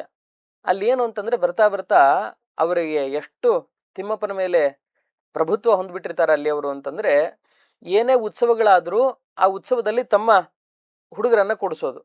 ಅಂದ್ರೆ ಮನೆಯಲ್ಲಿ ಏನೇ ಕಾರ್ಯಕ್ರಮ ಆಗಲಿ, ಈಗ ಮಗುವಿಗೆ ಒಂದು ಉಪನಯನವಾಯಿತು ಅಂತಂದ್ರೆ ದೇವರ ಉತ್ಸವದ ಗರುಡ ವಾಹನ ತರೋದು, ಅದರ ಮೇಲೆ ಮಗುವನ್ನು ಕುಳಿಸಿ ಮೆರವಣಿಗೆ ಮಾಡೋದು, ದೇವಿ ಆಭರಣ ತರೋದು, ತಮ್ಮ ಮನೆಯವರಿಗೆ ಹಾಕೊಳ್ಳೋದು. ಅಲ್ಲಿ ಪ್ರಶ್ನೆ ಮಾಡಿದ್ದಂತೆ ರಾಜ ಹೋದಾಗಿ, ಸಾಮಂತನಾಗಿದ್ದಾಗ ಪ್ರಶ್ನೆ ಮಾಡ್ತಾನೆ, ಏನಿದು ಹೀಗೆ ಮಾಡ್ತಾ ಇದ್ದೀರಿ, ಇದು ಸರಿಯಲ್ವಲ್ಲ, ದೇವರ ಸ್ವತ್ತು ದೇವರಿಗೆ ವಿನಿಯೋಗ ಆಗ್ಬೇಕು, ನೀವು ನಿಮ್ಮ ಸ್ವಂತಕ್ಕೆ ಬಳಸ್ತಾ ಇದ್ದೀರಿ. ಅಯ್ಯೋ, ದೇವರೇ ನಮ್ಮ ಕೈಲಿದ್ದಾನೆ ಅಂತಂದ್ರೆ ಇನ್ಯಾರು ಕೇಳೋರು ಅನ್ನುವ ಆ ಧಾಟಿಯಲ್ಲಿ ಕೆಲವರು ಮಾತಾಡಿದ್ರಂತೆ. ತುಂಬಾ ತಿದ್ಕೊಳ್ಳಿಕ್ಕೆ ಹೇಳ್ತಾನೆ ಮಹಾರಾಜ. ಹೇಳಿದಾಗ ತನ್ನ ಸೈನಿಕರನ್ನ ಕಳಿಸ್ತಾನೆ, ಸ್ವಲ್ಪ ಹೇಳಿ ಬುದ್ಧಿ ಹೇಳಿ ಬರ್ರಿ, ಸ್ವಲ್ಪ ಜಬರ್ದಸ್ತ್ ಮಾಡಿ ಹೇಳ್ರಿ ಅಂತ ಹೇಳಿದ್ದು. ಅಲ್ಲಿ ಏನೋ ಒಂದ್ ಸ್ವಲ್ಪ ಅಚಾನಕ್ಕಾಗಿ ಅಚಾತುರ್ಯ ನಡೆದು ಕೈ ಮಿಲಾಯಿಸೋ ಹಂತಕ್ಕೆ ಹೋಗಿ ಕೊನೆಗೆ ಕತ್ತಿ ಎತ್ತಿ ಕೊಂದು ಬಿಡ್ತಾರೆ. ಅರ್ಚಕ ಪರಿವಾರದವ್ರನ್ನೆಲ್ಲರನ್ನೂ ಹತ್ಯೆ ಮಾಡ್ಬಿಡ್ತಾರೆ ಇವನ್ ಸೈನಿಕರು. ಇವನ್ ಆಜ್ಞೆ ಕೊಟ್ಟು ಕಳಿಸಿರಲ್ಲ, ಕೊಲ್ರಿ ಅಂತ ಹೇಳಿರಲ್ಲ, ಸ್ವಲ್ಪ ಬಲ ಪ್ರಯೋಗ ಬೇಕಾದ್ರೆ ಮಾಡಿ ಹೆದರೋ ಥರ ಹೇಳ್ರಿ ಅಂದಿರ್ತಾನೆ. ಅಚಾತುರ್ಯದಿಂದ ಕೈ ಮಿಲಾಯಿಸಿ ಕೊನೆಗೆ ಅವರ ಹತ್ಯೆಯೂ ಆಗೋಗ್ಬಿಡ್ತದೆ. ತಿರುಪತಿಯಲ್ಲಿ ಎಲ್ಲ ಅರ್ಚಕರ ನಿರ್ನಾಮ ಮಾಡ್ಬಿಡ್ತಾನೆ. ನಿರ್ನಾಮ ಮಾಡಿ ಆದ್ಮೇಲೆ ಈ ಕಡೆ ಮಹಾರಾಜಂಗೆ ವಿಷಯ ಗೊತ್ತಾಯ್ತು, ನಿದ್ದೆ ಬರ್ತಾ ಇಲ್ಲ, ರಾತ್ರಿ ತುಂಬಾ ಹಿಂಸೆ ಪಡೋನು. ಅಂದ್ರೆ ಸಾಮಂತ ಆಗಿದ್ದವನು ಆ ಸಮಯಕ್ಕೆ ಸಾಮ್ರಾಜ್ಯ ಅವನೇ ಅಧಿಕಾರ ಬಂದಿರುತ್ತೆ ವಿಜಯನಗರಕ್ಕೆ. ಹಾ, ಹೆಚ್ಚು ಕಮ್ಮಿ ಅದೇ ಸಂದರ್ಭ, ಇದು ಮುಗಿತಾ ಇರುವ ಸಮಯ ಅಂತ ಅನ್ಕೊಳ್ಬಹುದು. ಆವಾಗ ಇಂಥ ಘಟನೆ ಆಗಿದ್ದಕ್ಕೆ ಅದು ಬ್ರಹ್ಮಹತ್ಯೆಯ ಮಹಾಪಾತಕ ಬಂತು. ಅವರೆಲ್ಲ ಶ್ರೀನಿವಾಸನ ಮುಟ್ಟಿ ಪೂಜೆ ಮಾಡಿದವರು. ಹೇಳೋ ಕ್ರಮದಲ್ಲಿ ಹೇಳ್ಬೋದಿತ್ತು, ಏನೋ ತಿಳಿಯದೆ ಆದ ಘಟನೆ. ಕೊನೆಗೆ ಮನಃಶಾಂತಿ ಇಲ್ದೇನೆ ಏನ್ ಮಾಡ್ಬೇಕು ಅಂತ ಅನ್ಕೊಂಡಾಗ ಚಂದ್ರಗಿರಿ ಹತ್ರ ನಮ್ಮ ಮುಳುಬಾಗ್ಲು ಇಲ್ಲ, ಶ್ರೀಪಾದರಾಜರು ಅಂತ ಮಹಾನುಭಾವರಿದ್ದಾರೆ, ಅವ್ರ ಸನ್ನಿಧಾನಕ್ಕೆ ಹೋಗ್ರಿ ಅಂತ ಮಂತ್ರಿಗಳು ಭಿನ್ನಹ ಮಾಡ್ಕೊಂಡಾಗ ಬರ್ತಾನೆ. ಬಂದಾಗ ಗುರುಗಳ ಸನ್ನಿಧಾನದಲ್ಲಿ ಹೀಗೀಗಾಗಿದೆ ಸ್ವಾಮಿ, ಉದ್ದೇಶಪೂರ್ವಕವಾಗಿ ಆಗಿದ್ದಲ್ಲ, ಅದಕ್ಕೋಸ್ಕರ ನನಗೆ ತುಂಬಾ ತೊಂದರೆ ಆಗ್ತಾ ಇದೆ, ಏನ್ ಮಾಡ್ಬೇಕು? ಆವಾಗ ಮಹಾರಾಜನಿಗೆ ಇವರು ಆ ಬ್ರಹ್ಮಹತ್ಯಾ ದೋಷವನ್ನ ಪರಿಹಾರ ಮಾಡಿ ಅನುಷ್ಠಾನಗಳನ್ನ ತಿಳಿಸಿಕೊಟ್ಟು, ಇದೇನೋ ಅಚಾತುರ್ಯದಿಂದ ಆಗಿದೆ ಅಂತ ಅನ್ಕೊಂಡು ಕೊನೆಗೆ ಏನ್ ಮಾಡ್ತಾರೆ ಅಂತಂದ್ರೆ ಅವನಿಗೆ ಆ ದೋಷವನ್ನ ಪರಿಹಾರ ಮಾಡಿಸ್ತಾರೆ. ಅದಾದ ಮೇಲೆ ಅಲ್ಲಿಯ ದೇವಸ್ಥಾನದ ಪೂಜೆ ನಿಂತು ಹೋಗಿದೆ. ಏನ್ ಮಾಡ್ಬೇಕು? ತಮ್ಮ ಶಿಷ್ಯರನ್ನ ಕಳಿಸ್ತಾರೆ ಶ್ರೀಗಳು. ಯಾರನ್ನ? ಇದೇ ವ್ಯಾಸರಾಜರನ್ನ. ಆ ಸಂದರ್ಭದಲ್ಲಿ ವ್ಯಾಸರಾಜರು 12 ವರ್ಷಗಳ ಕಾಲ ತಿರುಮಲದಲ್ಲಿದ್ದು ಪ್ರತಿನಿತ್ಯ ಮೊಣಕಾಲಿಂದ ಬೆಟ್ಟವನ್ನ ಹತ್ತಿ ಶ್ರೀನಿವಾಸ ದೇವರ ಪೂಜೆಯನ್ನು ಮಾಡಿಕೊಂಡು ತಿರುಪತಿಗೆ ಬರೋರು ಕೆಳಗಡೆ. ಆವಾಗ ನಡೆದ ಘಟನೆ. ಆಮೇಲೆ ಶ್ರೀಪಾದರಾಜರ ಈ ಕಾರುಣ್ಯವನ್ನ, ಅವರ ತಪಸ್ಸು, ವಿದ್ಯಾವೈಭವನ ನೋಡಿ ಮರಳಾಗ್ಬಿಡ್ತಾನೆ ಆ ಮಹಾರಾಜ. ಹಂಪಿಯ ವಿಜಯನಗರದ ಪಟ್ಟಾಧಿಕಾರವು ಸಿಗ್ತದೆ ಇವರ ಅನುಗ್ರಹದ ಬಲದಿಂದ. ಅದಕ್ಕೋಸ್ಕರ ಏನ್ ಮಾಡ್ತಾನೆ ಅಂದ್ರೆ, ಸ್ವಾಮಿ ತಾವೇನ್ ಮಾಡಿದ್ರು ನನ್ನ ಸಹಕಾರ ಸಂಪೂರ್ಣವಾಗಿರ್ತದೆ ಅಂತ ಇವರನ್ನ ತಾನು ಸಿಂಹಾಸನದಲ್ಲಿ ಕೂಡಿಸಿ ಬಂಗಾರದ ಮುತ್ತು ರತ್ನಗಳ ಅಭಿಷೇಕವನ್ನ ಮಾಡಿಸಿ ಕಂಕಣಗಳನ್ನ ಹಾಕ್ತಾನೆ ಶ್ರೀಪಾದರಾಜರಿಗೆ. ಅದರ ಪ್ರತೀಕ ಇವತ್ತಿಗೂ ವೃಂದಾವನದಲ್ಲಿ ನಾವು ನೋಡ್ಬೋದು. ಬಂಗಾರದ ಕಂಕಣ ಶ್ರೀಪಾದರಾಜರ ಪ್ರತೀಕವನ್ನ ಕೆತ್ತಿದ್ದಾರೆ ಮುಂಭಾಗದಲ್ಲಿ. ಅಲ್ಲಿ ಕರ್ಣಕುಂಡಲ, ಮುತ್ತಿನ ಕವಚ ಮೇಲ್ಕುಲಾವಿ ಕೆತ್ತಿದ ಕರ್ಣಕುಂಡಲ ಅಂತ ಶ್ರೀಪಾದರಾಜರ ಸ್ತೋತ್ರದಲ್ಲಿ ಬರುತ್ತೆ. ಅದಕ್ಕೆ ಹೇಳ್ಬೇಕು ಅಂದ್ರೆ ವಿಜೇಂದ್ರ ಸ್ವಾಮಿಗಳವರು ಅಂದ್ರೆ ಶ್ರೀಪಾದರಾಜರ ಶಿಷ್ಯರು, ವ್ಯಾಸರಾಯರ ಶಿಷ್ಯರು, ಅವರು ಸ್ತೋತ್ರ ಮಾಡೋದೇನು ಅಂದ್ರೆ, ಬಿಭ್ರಾಣಂ ಕ್ಷೌಮವಾಸಃ ಕರಧೃತವಲಯಂ ಹಾರಕೇಯೂರ ಕಾಂಚಿ ಗ್ರೈವೇಯ ಸ್ವರ್ಣಮಾಲಾ ಮಣಿಗಣ ಖಚಿತ ಅನೇಕ ಭೂಷಾ ಪ್ರಕರ್ಷಂ. ಕ್ಷೌಮವಾಸಃ ಒಳ್ಳೆ ಪೀತಾಂಬರವನ್ನ ಧಾರಣೆ ಮಾಡೋರಂತೆ, ಅಂದ್ರೆ ರೇಷ್ಮೆಯ ವಸ್ತ್ರಗಳನ್ನ ಹಾಕೊಳ್ಳೋರು. ಕರಧೃತ ವಲಯಂ, ಒಳ್ಳೆ ತೋಳ್ಬಂದಿಗಳನ್ನ ಮಹಾರಾಜ ಹಾಕಿದ್ದ, ತಮ್ಮಂಥವರಿಗೆ ಅರ್ಪಣೆ ಮಾಡ್ತೀನಿ ಅಂತ ಹಾಕಿ. ಹಾರ, ಕೇಯೂರ, ಕಾಂಚಿ, ಡಾಬನ್ನ, ಬಂಗಾರದ ಡಾಬನ್ನ ಶ್ರೀಗಳಿಗೆ. ಗ್ರೈವೇಯ ಸ್ವರ್ಣಮಾಲ, ಬಂಗಾರದ ಹಾರವನ್ನ. ಮಣಿಗಣ ಖಚಿತ ಅನೇಕ ಭೂಷಾ ಪ್ರಕರ್ಷಂ, ಮುತ್ತು ರತ್ನಗಳಿಂದ ಮಾಡಿದ ನಾನಾ ವಿಧವಾದ ಆಭರಣಗಳನ್ನ ಶ್ರೀಗಳಿಗೆ ತೊಡಿಸಿ ಇನ್ಹೇಗೆ ಕೃತಜ್ಞತೆ ಸಲ್ಲಿಸಲಿ ಅಂತ ಆ ಶ್ರೀಪಾದರಾಜರಿಗೆ ಅಷ್ಟು ವೈಭವನ್ನ ಮಾಡಿ ಗೌರವವನ್ನು ತೋರಿಸಿದ್ದ. ಅದಕ್ಕೋಸ್ಕರ ಅವನ ಬ್ರಹ್ಮಹತ್ಯಾ ಪಾತಕವನ್ನು ಪರಿಹಾರ ಮಾಡಿ ಉದ್ಧಾರ ಮಾಡಿದವರು ಅಂತ ಆ ಕೃತಜ್ಞತೆಯ ರೂಪದಲ್ಲಿ ವಿಶ್ವವಿದ್ಯಾಲಯಕ್ಕೆ ಎಲ್ಲ ವಿಧವಾದ ಸಹಕಾರವನ್ನ ಕೊಡ್ತಾ ಇದ್ದ ಅನ್ನೋದನ್ನ ಕಾಣಬಹುದು ನಾವು. ಅದ್ಭುತವಾಗಿ ತಿಳಿಸಿದ್ರಿ. ಅಂದ್ರೆ ಒಂದು ಚರಿತ್ರೆನೂ ಹೇಳಿದ್ರಿ, ಅದ್ರ ಜೊತೆಗೆ ಈ ತಿರುಪತಿಯಲ್ಲಿ ಏನು ಚಾತುರ್ಯ ಆಯ್ತು, ಎಷ್ಟೆಲ್ಲ ಆ ಒಂದು ಅರ್ಚಕರ ಒಂದು ಹತ್ಯೆ ಏನಾಯ್ತು, ಆ ಒಂದು ಬ್ರಹ್ಮಹತ್ಯಾ ದೋಷ ಪರಿಹಾರ ಮಾಡಿದ್ದು ಎಲ್ಲ ಅದ್ಭುತವಾದ ವಿಷಯಗಳು. ಅಂದ್ರೆ ಮೈ ರೋಮಾಂಚನ ಆಗುತ್ತೆ ನಮಗೆ ಕೇಳ್ತಾ ಇದ್ರೆ. ಇಷ್ಟೆಲ್ಲ ಒಂದು ಹಿಂದೆ ಮತ್ತೆ ವ್ಯಾಸರಾಜರ ಬಗ್ಗೆ ತಾವು ಹೇಳಿದ್ರಿ. ಈ ಒಂದು 12 ವರ್ಷ ಪೂಜೆ ಮಾಡೋದಕ್ಕೆ ವ್ಯಾಸರಾಜರನ್ನ ಕಳಿಸಿ ಅಂತ. ಈ ಒಂದು ಭಾಗಕ್ಕೆ ಬರ್ತಾ ಇದ್ದೀನಿ ನಾನು. ವ್ಯಾಸರಾಜರ ಬಗ್ಗೆ ಹೇಳೋದ, ಯಾಕಂದ್ರೆ ನಮಗೆ ತುಂಬಾ ಇಷ್ಟವಾದ ವಿಷಯ ಇದು. ಯಾಕಂದ್ರೆ ನನಗೆ ಪರ್ಸನಲಿ ತುಂಬಾ ಇಷ್ಟ ವ್ಯಾಸರಾಜರು ಅಂದ್ರೆ. ಅವರು ರಾಯರೇ, ಅವರು ವ್ಯಾಸರಾಜರು ತುಂಬಾ ನನಗೆ ಪರ್ಸನಲಿ ತುಂಬಾ ಇಷ್ಟ. ಆದರೆ ಈ ಒಂದು ಕನೆಕ್ಷನ್ ಯಾಕಂದ್ರೆ ನಿಮ್ಮಿಂದ ಕೇಳಿದಾಗ ಅದು ತುಂಬಾ ಆನಂದ ಇನ್ನೂ ಜಾಸ್ತಿ. ವ್ಯಾಸರಾಜರ ಒಂದು ವ್ಯಕ್ತಿತ್ವ ನಿರ್ಮಾಣ, ಅವರ ಒಂದು ಪ್ರತಿಭೆ, ಯಾಕೆಂದ್ರೆ ಇವರು ವಿಭುಧೇಂದ್ರರಿಂದ ಇವರು ಪಾಠ ಕಲ್ತವರು, ವ್ಯಾಸರಾಜರಿಗೆ ಇವರು ಪಾಠ ಹೇಳಿದವರು. ಹಾಗಾಗಿ ಶ್ರೀಪಾದರಾಜರು ವ್ಯಾಸರಾಜರ ಒಂದು ಶಿಷ್ಯತ್ವ ಅವರ ಹತ್ರ ಹೇಗೆ, ಶ್ರೀಪಾದರಾಜರು ಆ ಆ ಒಂದು ಶಿಷ್ಯರನ್ನ ರೆಡಿ ಮಾಡಿದಂತಹ ಒಂದು ಆ ಪ್ರಕರಣ, ಅದರ ಬಗ್ಗೆ ತಾವು ಹೇಳೋದು. ಯಾಕಂದ್ರೆ ಇವತ್ತು ನಾವು ಹೋದ್ರೆ ಅಲ್ಲಿ ನೋಡ್ತೀವಿ, ಇಲ್ಲಿ ಕೂತು ವ್ಯಾಸರಾಜರು ಆನಿಕ ಮಾಡ್ತಿದ್ರು ಅಂತ ಜಾಗ ತೋರಿಸ್ತಾರೆ, ಇಲ್ಲೇನೋ ಸರ್ಪ ಬಂದಾಗ ಅವರವ್ರನ್ನ ಕಾಪಾಡಿದ್ರು, ಇದೆಲ್ಲ ಹೇಳ್ತಾರೆ ನಮ್ಗೆ. ಹಾಗಾಗಿ ಈ ವ್ಯಾಸರಾಜರು ಶ್ರೀಪಾದರಾಜರ ಶಿಷ್ಯರಾಗಿ ಇದ್ದಂತಹ ಕಾಲದಲ್ಲಿ ಯಾವ ತರ ಇತ್ತು? ಅದೊಂದು ಅದ್ಭುತವಾದ ಗುರು ಶಿಷ್ಯ ಸಂಬಂಧ. ಅದು ಬರೀ ಮಾತಲ್ಲೇ ಹೇಳ್ತೀವಿ ಅಂತಂದ್ರೆ ಬಹಳ ಕಷ್ಟ. ಅದು ಒಂಥರ ಅನ್ಸ್ಪೀಕಬಲ್, ಅದು ಅನಿರ್ವಚನೀಯವಾದ ಸಂಬಂಧ ಗುರು ಶಿಷ್ಯರದು. 12 ವರ್ಷಗಳ ಕಾಲ ಶ್ರೀಪಾದರಾಜರ ಸನ್ನಿಧಾನದಲ್ಲಿ ತಾವು ಅಧ್ಯಯನ ಮಾಡ್ತಾರೆ. ಸಾಮಾನ್ಯ ಬೇರೆಯವರೆಲ್ಲ 1 ತಿಂಗಳು ವರ್ಷದಲ್ಲಿ ಕಲಿಯೋದನ್ನ, ತಿಂಗಳಲ್ಲಿ ಕಲಿಯೋದನ್ನ ವ್ಯಾಸರಾಜರು 1 ದಿನದಲ್ಲಿ ಕಲಿಯೋರಂತೆ. ವರ್ಷದಲ್ಲಿ ಕಲಿಯೋದನ್ನ 1 ತಿಂಗಳಲ್ಲಿ ಕಲಿಯೋರಂತೆ. ಅಂದ್ರೆ ಗುರು ಸನ್ನಿಧಾನದಲ್ಲಿ ಅಧ್ಯಯನ. ಅಂತಹ ಮೇಧಾಶಕ್ತಿ. ಅವರು ಬಾಲ್ಯದಲ್ಲಿ ಬೆಳೆದದ್ದೇನೆ ಗೋಪಾಲಕೃಷ್ಣ ದೇವರಿಗೆ ಶಾಲಿಗ್ರಾಮಗಳಿಗೆ ಅಭಿಷೇಕ ಮಾಡಿದ ಕ್ಷೀರಪಾನದಿಂದ. ಬ್ರಹ್ಮಣ ತೀರ್ಥರು ಹಾಗೆ ಬೆಳೆಸಿರ್ತಾರ, ಯತಿರಾಜ ಅಂತ ಅವ್ರ ಪೂರ್ವಾಶ್ರಮದ ನಾಮ. ಅದರ ಪ್ರಭಾವ, ಸಾತ್ವಿಕ ಆಹಾರದ ಪ್ರಭಾವ, ಮಹಾ ಮೇಧಾಶಕ್ತಿ, ಜನ್ಮಾಂತರದ ಸುಕೃತ, ಒಂದು ಅಪರೋಕ್ಷ ಜ್ಞಾನಿಗಳು ಹೌದು. ಆದ್ರೆ ಗುರುಗಳಲ್ಲಿಯೂ ಗುರು ಶುಶ್ರೂಷೆಯನ್ನ ಮಾಡಿಕೊಂಡು ಅವ್ರು ಏನು ಹೇಳಬೇಕೋ ಅದಕ್ಕೆ ತಕ್ಕ ಹಾಗೆ ಸಿದ್ಧರಾಗಿ ಇವ್ರು ಅಧ್ಯಯನ ಮಾಡ್ತಾ ಇದ್ದವರು. ಮತ್ತೆ ಗುರುಗಳು ಬರೀ ಗ್ರಾಂಥಿಕವಾದ ಪಾಠ ಅಷ್ಟೇ ಅಲ್ಲ, ಇಲ್ಲಿ ಹೀಗೆ ಹೇಳಿದೆ ಅಂತ ಇಷ್ಟೇ ವಿಷಯ ಹೇಳೋರಲ್ಲ ಅಂತೆ. ಜೊತೆಗೆ ಅಷ್ಟಾಂಗ ಯೋಗದ ಬಗ್ಗೆನೂ ಪಾಠ ಮಾಡೋರು. ಯೋಗ ಅಂದ್ರೇನು, ಯಮ ಅಂದ್ರೇನು, ನಿಯಮ, ಸಮಾಧಿ ಅಂದ್ರೇನು, ಆಸನ ಅಂದ್ರೇನು, ಪ್ರಾಣಾಯಾಮ, ಪ್ರತ್ಯಾಹಾರ ಎಲ್ಲವನ್ನ ಒಂದು ಜೀವನದ ಪಾಠವನ್ನೇ ಕಲಿತ ಹಾಗೆ. ಬರೀ ಗ್ರಂಥಗಳ ಅಧ್ಯಯನ ಅಷ್ಟೇ ಅಲ್ಲ, ಒಂದು ಇಡೀ ಜೀವನ ಹೇಗ್ ಮಾಡ್ಬೇಕು ಅನ್ನೋದನ್ನ, ಇದನ್ನ ಬಾಲ್ಯದಿಂದಲೇ ಶ್ರೀಪಾದರಾಜರಿಂದ ಕಂಡವರು ವ್ಯಾಸರಾಜ ಗುರು ಸಾರ್ವಭೌಮರು. ಅದಕ್ಕೇನೆ ತಾವು ಅಂದ ಹಾಗೆ ಅವರು ಸಮಾಧಿ ಪ್ರಕ್ರಿಯೆ ಪಾಠ ಕೇಳ್ತಾ ಸಮಾಧಿ ಅಂದ್ರೆ ಏನು ಅಂತ ಬಂದಾಗ ಹೀಗೆ ಅಂತ ಶ್ರೀಪಾದರಾಜರು ಹೇಳಿದ್ದನ್ನ ತಗೊಂಡು ಅವ್ರು ಹೇಳಿದ ಕ್ರಮದಲ್ಲಿ ಅನುಷ್ಠಾನ ಮಾಡೋ ಕಾಲಕ್ಕೆ ಸರ್ಪ ಬಂದು ಸುತ್ಕೊಂಡ್ಬಿಡ್ತದೆ. ಸುತ್ಕೊಂಡಾಗ ಎಲ್ರು ಗಾಬರಿ, ಸ್ವಾಮಿ ವ್ಯಾಸರಾಯರಿಗೆ ಸರ್ಪ ಸುತ್ಕೊಂಡಿದೆ. ಶ್ರೀಪಾದರಾಜರು ಬಂದು ನೋಡಿದ್ರೆ ತದ್ಭಾಷೆಯ ಸರ್ಪಭಾಷೆಯ ಅಂತ ಶ್ರೀವ್ಯಾಸರಾಜ ಫಣಿಬಂಧ ನಿವಾರಕಾಯ ಅಂತ ಶ್ರೀಪಾದರಾಜರ ಮೇಲೆ ಒಂದು ಸ್ತೋತ್ರದಲ್ಲಿ ಈ ಪದ ಬಳಸ್ತಾರೆ. ವ್ಯಾಸರಾಜರ ಗಟ್ಟಿಯಾಗಿ ಸುತ್ಕೊಂಡಿತ್ತಂತೆ ಸರ್ಪ. ಆ ಘಟ ಸರ್ಪ ಸುತ್ಕೊಂಡ್ಬಿಟ್ಟಿದೆ, ಏನ್ ಮಾಡ್ಬೇಕು ಅಂತ ಎಲ್ರು ಗಾಬರಿ ಆದಾಗ ಶ್ರೀಪಾದರಾಜರು ಶಾಂತ ಚಿತ್ತರಾಗಿ ಬಂದು ಒಮ್ಮೆ ನೋಡ್ತಾರೆ. ನೋಡಿದಾಗ ಅದದ್ದೇ ಭಾಷೆಯಲ್ಲಿ ಮಾತಾಡಿದ್ರಂತೆ. ಅದು ತಲೆ ಆಡಿಸಿ ಏನೋ ಬಾಯಿಯನ್ನ ಅಳ್ಳಾಡ್ದ ಹಾಗೆ ಮಾಡಿ ಇವರನ್ನ ಬಿಟ್ಟು ಹೊರಟೋಯ್ತು ಅಂತ. ಏನಿದು? ಎಲ್ಲ ಶಿಷ್ಯರು ಕೇಳ್ತಾರೆ, ಏನ್ ಸ್ವಾಮಿ ಇದು ಬೇರೆ ಬೇರೆ ಭಾಷೆ ಮಾತಾಡ್ಬೋದು, ತಾವೇನು ಸರ್ಪದ ಜೊತೆಗೆ ಏನೇನೋ ಮಾತಾಡ್ತಾ ಇದ್ರಿ, ನಮ್ಗೆ ಅರ್ಥವಾಗ್ಲಿಲ್ಲ. ಇಲ್ಲ, ಅದು ಬಂದದ್ದು ನಮ್ಮ ಪೂರ್ವ ಗುರುಗಳಾದ ಪದ್ಮನಾಭ ತೀರ್ಥರು ಈ ಸರ್ಪದ ರೂಪದಲ್ಲಿ ಬಂದಿದ್ದಾರೆ ಅಂತ ಹೇಳಿದರಂತೆ. ಯಾಕಂದ್ರೆ ನಮ್ಮಲ್ಲಿ ಪ್ರಸಿದ್ಧಿ ನಂಬಿಕೆ ಇರೋದೇನು ಅಂತಂದ್ರೆ ಸಾಕ್ಷಾತ್ ಶೇಷದೇವರೇ ಪದ್ಮನಾಭ ತೀರ್ಥರಾಗಿ ಆಚಾರ್ಯ ಮಧ್ವರಿಂದ ಪಾಠವನ್ನ ಕೇಳಿದವರು ಅಂತ ಪ್ರಥೆ ಇದೆ ನಮ್ಮಲ್ಲಿ. ಅದಕ್ಕೋಸ್ಕರ ಇವರು ಪಾಠ ಅಧ್ಯಯನ ಮಾಡೋ ಕ್ರಮ, ಮತ್ತೆ ಇವರಿಗೆ ವಿಭುಧೇಂದ್ರ ತೀರ್ಥರು ಪಾಠ ಮಾಡಬೇಕಾದ್ರೆ ಏನು ವಿಶೇಷವಾದ ಅಂಶ ಹೇಳಿದ್ರಲ್ಲ, ಅದನ್ನ ಕೇಳ್ಕೊಂಡು ಶ್ರೀಮನ್ ನ್ಯಾಯಸುಧೋ ಉಪನ್ಯಾಸ ವಾಗ್ವಜ್ರ ಅಂತ ಒಂದು ಗ್ರಂಥ ಬರೆದಿದ್ರು ಇವರು, ಶ್ರೀಪಾದರಾಜರು. ನ್ಯಾಯಸುಧಾ, ಬ್ರಹ್ಮಸೂತ್ರಗಳು, ಆಚಾರ್ಯ ಮಧ್ವರ ಅನುವ್ಯಾಖ್ಯಾನ ಎಲ್ಲವನ್ನ ಸಮಷ್ಟಿಯಾಗಿ ಕ್ರೋಢೀಕರಿಸಿ ಇನ್ನು ವಿಶಿಷ್ಟವಾದ ಇದರ ಅಂಶಗಳನ್ನ ಎಷ್ಟು ಸರಳವಾಗಿ ತಿಳಿಸಬಹುದು ಅನ್ನೋ ಉದ್ದೇಶದಲ್ಲಿ ನಿರ್ಮಾಣ ಮಾಡಿದ ದೊಡ್ಡ ಗ್ರಂಥ. ಆದ್ರೆ ಇವತ್ತು ನಮಗೆ ಪೂರ್ಣ ಉಪಲಬ್ಧ ಇಲ್ಲ, ಒಂದಿಷ್ಟು ಭಾಗ ಆ ಗ್ರಂಥದ ಉಪಲಬ್ಧಿ ಇದೆ. ಅದನ್ನ ಪಾಠ ಮಾಡ್ಬೇಕಾದ್ರೆ ಇವರಿಗೆ ಅದನ್ನ ಹೇಳ್ಕೊಟ್ಟಿದ್ದು, ಇವರು ಅದನ್ನ ಅನುಸಂಧಾನ ಮಾಡಿಕೊಂಡು ಚಿಂತನೆ ಮಾಡೋದು, ಅದನ್ನ ಕಂಡು ನಮಗೆ ಬಹಳ ಆನಂದ ಆಗಿದೆ. ಹಾಗಾಗಿ ಈ ಸರ್ಪದ ರೂಪದಲ್ಲಿ ಬಂದಿದ್ವಿ ಅನುಗ್ರಹ ಮಾಡ್ಲಿಕ್ಕೆ ಅಂತ ಹೇಳಿ ಆ ಶ್ರೀಗಳು ಮಾತಾಡಿ ಹೋದ್ರು ಅಂತ ಗುರುಗಳ ಚರಿತ್ರೆಯಲ್ಲಿ ಬರುತ್ತೆ. ಹೀಗೆ ಗುರುಗಳ ಪಾಠ, ಗ್ರಂಥದ ಪಾಠ ಒಂದಾಯ್ತು, ಜೊತೆಗೆ ಜೀವನದ ಪಾಠವನ್ನ ಹೇಳ್ಕೊಟ್ಟವ್ರು. ಅನುಷ್ಠಾನ ಹೇಗ್ ಮಾಡ್ಬೇಕು, ಧ್ಯಾನವನ್ನ ಹೇಗ್ ಮಾಡ್ಬೇಕು, ಹೃದಯದಲ್ಲಿ ದೇವರನ್ನ ಹೇಗ್ ಕಾಣಬೇಕು ಅನ್ನುವ ಆ ಅಪೂರ್ವ ತತ್ವವನ್ನು ಹೇಳಿಕೊಟ್ಟ ಮಹಾಗುರುಗಳು ಅಂದ್ರೆ ಅದು ನಮ್ಮ ಮುಳುಬಾಗಿಲಿನ ಶ್ರೀಪಾದರಾಜ ಗುರು ಸಾರ್ವಭೌಮರು. ಇನ್ನೊಂದು, ನಾವು ಈ ವ್ಯಾಸಯೋಗಿ ಚರಿತ್ರದಲ್ಲಿ ನಾವು ಸೋಮನಾಥ ಕವಿ ಬರೆದಿರೋದ್ರಲ್ಲಿ ಎಲ್ಲ ಕಡೆ ರೆಕಾರ್ಡ್ ಆಗಿರೋದು ಪಕ್ಷಧರ ಮಿಶ್ರರು ಬಂದಿದ್ರು, ಮಹಾನ್ ತರ್ಕ ಆಗಿನ ಕಾಲದ ದೊಡ್ಡ ಪಂಡಿತರು.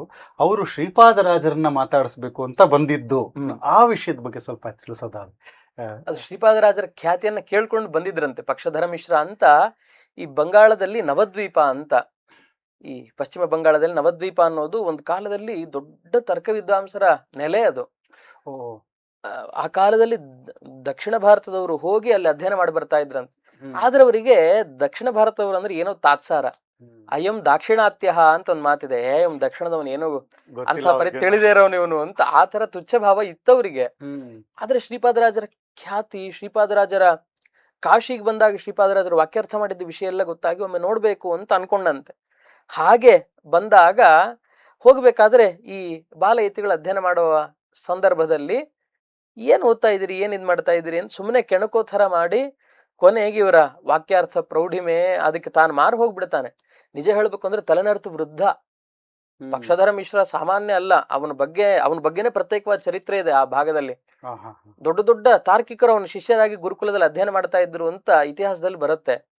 ಇವರು ವಾಕ್ಯಾರ್ಥ ಪ್ರೌಢಿಮೆ ಅದನ್ನು ನೋಡಿ ಯಾವುದೋ ಸಾಮಾನ್ಯ ನಿಯಮದ ಬಗ್ಗೆ ಕೇಳೋಣ ಅಂತ ಹೋಗಿ ಎಲ್ಲ ಗ್ರಂಥಗಳನ್ನ ಏನೋ 15-16 ವರ್ಷದ ಈ ತರುಣ ಯತಿಗಳು ಹೇಳೋದನ್ನ ಅನುವಾದ ಮಾಡೋದನ್ನ ನೋಡಿ ಆ ವೃದ್ಧನಿಗೆ ಆಶ್ಚರ್ಯ ಆಗೋಯ್ತು. ಏನಪ್ಪಾ ಇದು, ನನಗೆ ತಿಳಿದಿದ್ದು ತಿಳ್ಕೊಂಡಿದ್ದಾರೆ, ತಿಳಿದಿರೋನು ತಿಳ್ಕೊಂಡಿದ್ದಾರೆ, ಅದನ್ನ ಬಂದು ಉದ್ಗಾರ ಮಾಡ್ತಾರೆ ಅಂತ. ಯದಧೀತಂ ತದಧೀತಂ ಯತ್ ಅನಧೀತಂ ತದಪ್ಯಧೀತಂ ಪಕ್ಷಧರ ಮಿಶ್ರ ವಿನಾ ನಾವೇಕ್ಷಿ ನವೀನ ವ್ಯಾಸೇನ ಅಂತ. ನಾನು ಓದಿದ್ದನ್ನು ಈ ಯತಿಗಳು ಓದಿದ್ದಾರೆ. ನಾನು ಓದ್ದೇ ಇರೋ ವಿಷಯ ಇದೆ ಅಂತ ನಿಜವಾಗ್ಲೂ ನಾನು ಭಾವಿಸಿದ್ದಿಲ್ಲ. ಎಲ್ಲ ಗೊತ್ತು ಅಂತ ಅನ್ಕೊಂಡಿದ್ದೆ. ಆದ್ರೆ ಇವರು ಎಷ್ಟೋ ಅಪೂರ್ವ ಕ್ರಮಗಳು, ನ್ಯಾಯಶಾಸ್ತ್ರದಲ್ಲಿ ಕೋಟಿ ಕ್ರಮ ಅಂತ ಒಂದ್ರ ಮೇಲೆ ಒಂದು ಅಂತ ಬೆಳೆಸ್ಕೊಂಡು ಹೋಗೋದು ಅಂತಿದೆ. ಇವ್ರು ಹೇಳೋ ಕ್ರಮ ನೋಡಿದ್ವಿ ಅಂತ ನೋಡಿದ್ರೆ ನಿಜವಾಗ್ಲೂ ನಾನು ಅಷ್ಟೆಲ್ಲ ವಿಷಯ ಇದೆ ಅಂತ ಗೊತ್ತೇ ಇದ್ದಿಲ್ಲ. ಏನು ಓದಿಲ್ವೋ ಅದನ್ನ ತಿಳ್ಕೊಂಡ್ಬಿಟ್ಟಿದ್ದಾರೆ. ಒಟ್ಟು ಅಭಿನವ ವ್ಯಾಸರಿದ್ದ ಹಾಗೆ ಇದ್ದಾರೆ ತಮ್ಮ ಶಿಷ್ಯರು. ಇಂಥವ್ರನ್ನ ಸಿದ್ಧ ಮಾಡ್ಬೇಕಾದ್ರೆ ತಾವೇ ಹೇಗಿರ್ಬೇಕು ಅಂತ ಸಾಷ್ಟಾಂಗ ನಮಸ್ಕಾರ ಹಾಕಿ ಹೋದಂತ ವೃದ್ಧ ಜ್ಞಾನಿ.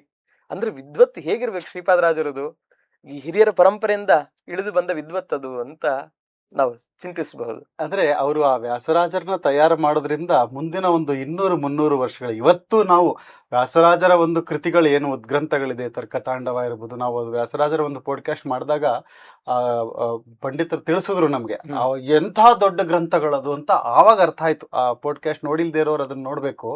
ತುಂಬಾ ಅದ್ಭುತವಾದ ವಿಷಯ. ತಾತ್ಪರ್ಯ ಚಂದ್ರಿಕಾ ಇರ್ಲಿ, ತರ್ಕತಾಂಡವ, ನ್ಯಾಯಾಮೃತ. ಇವತ್ತು ಆ ನ್ಯಾಯಾಮೃತ ಬಂದಿದ್ದಕ್ಕೆ ಅದ್ವೈತ ಮತ ಕೂಡ ತುಂಬಾ ಸ್ಟ್ರಾಂಗ್ ಆಯ್ತು ಅಂತ. ಯಾಕಂದ್ರೆ ಅಷ್ಟು ಅದನ್ನ ಮೊದಲು ಎಲ್ಲಾ ಮತಗಳನ್ನ ಒಂದು ನಿಷ್ಕರ್ಷೆ ಮಾಡಿ ಆಮೇಲೆ ಅದನ್ನ ಪ್ರತ್ಯುತ್ತರಗಳನ್ನ ಕೊಟ್ಟಿದ್ದಾರೆ ಅದರಲ್ಲಿ. ಹಾಗಾಗಿ ಎರಡು ಯಾವುದೇ ಒಂದು ಮತ ಸ್ಟ್ರಾಂಗ್ ಆಗೋದು ತುಂಬಾ ಮುಖ್ಯ. ಯಾಕಂದ್ರೆ ಆ ವಿಚಾರಧಾರೆ ಹರಿದು ಬರುತ್ತೆ. ಒಂದೇ ಇದ್ರೆ ಅದು ಒಂದೇ ಇಟ್ಕೊಂಡಿದ್ರೆ ಹೇಗೆ ಇಂಪ್ರೂವ್ಮೆಂಟ್ ಬರುತ್ತೆ. ಅದಕ್ಕೆ ಆ ವ್ಯಾಸರಾಜರ ಒಂದು ಏನು ನಾವು ಇವತ್ತು ನೋಡ್ತೀವಿ, ಯಾಕೆಂದ್ರೆ ಅದು ಇನ್ನೂ ನಡೀತಾ ಇರುವಂತದ್ದು. ನ್ಯಾಯಾಮೃತ ಆಗ್ಲಿ, ಚಂದ್ರ ತಾತ್ಪರ್ಯ ಎಲ್ಲ ಇನ್ನೂ ಪಾಠದಲ್ಲಿ ನಡೆಯೋದು, ಇನ್ನು ಶಾಸ್ತ್ರಾರ್ಥಗಳಲ್ಲಿ ಅದರ ಉಲ್ಲೇಖ ನಡೆಯುವಂತದ್ದಿರೋದ್ರಿಂದ ಅದರ ಒಂದು ಕೀರ್ತಿ ಶ್ರೀಪಾದರಾಜರಿಗೆ ಅಂತ ತಾವು ಹೇಳ್ಬೋದಲ್ವಾ. ಆ ಒಂದು ಅವರ ಹೌದು ನಿಜ. ಅವರ ಈ ಗ್ರಂಥ ರಚನೆಗೆ ಆಗ್ಲೇ ಹೇಳಿದಂತೆ ವಾಗ್ವಜ್ರ ಅನ್ನೋದು ಮೂಲ ಆಧಾರವಾಗಿ ಶ್ರೀಪಾದರಾಜರ ಕೃತಿ, ವ್ಯಾಸರಾಯರ ಕೃತಿಗಳಿಗೆ ಅದು ಮಾರ್ಗದರ್ಶಿ ಅಂತ ಹೇಳಬಹುದು. ಅದರ ಜೊತೆಗೆ ಅಂಥ ಉದ್ಗ್ರಂಥಗಳನ್ನು ನಿರ್ಮಾಣ ಮಾಡಿದವರು, ಅದರ ಜೊತೆಗೆ ಸಾಮಾಜಿಕವಾದ ಕಾರ್ಯವ್ಯಾಪ್ತಿ ಶ್ರೀಪಾದರಾಜರಿಂದ ಹರಿದು ಬಂತು. ಆ ಕಾಲಕ್ಕೆ ಅನೇಕ ಜನರಿಗೆ ಶ್ರೀಪಾದರಾಜರು ಭೂಮಿಯನ್ನೆಲ್ಲ ಕೊಟ್ಟು ಅಗ್ರಹಾರಗಳನ್ನ ನಿರ್ಮಾಣ ಮಾಡಿಕೊಟ್ಟವರು.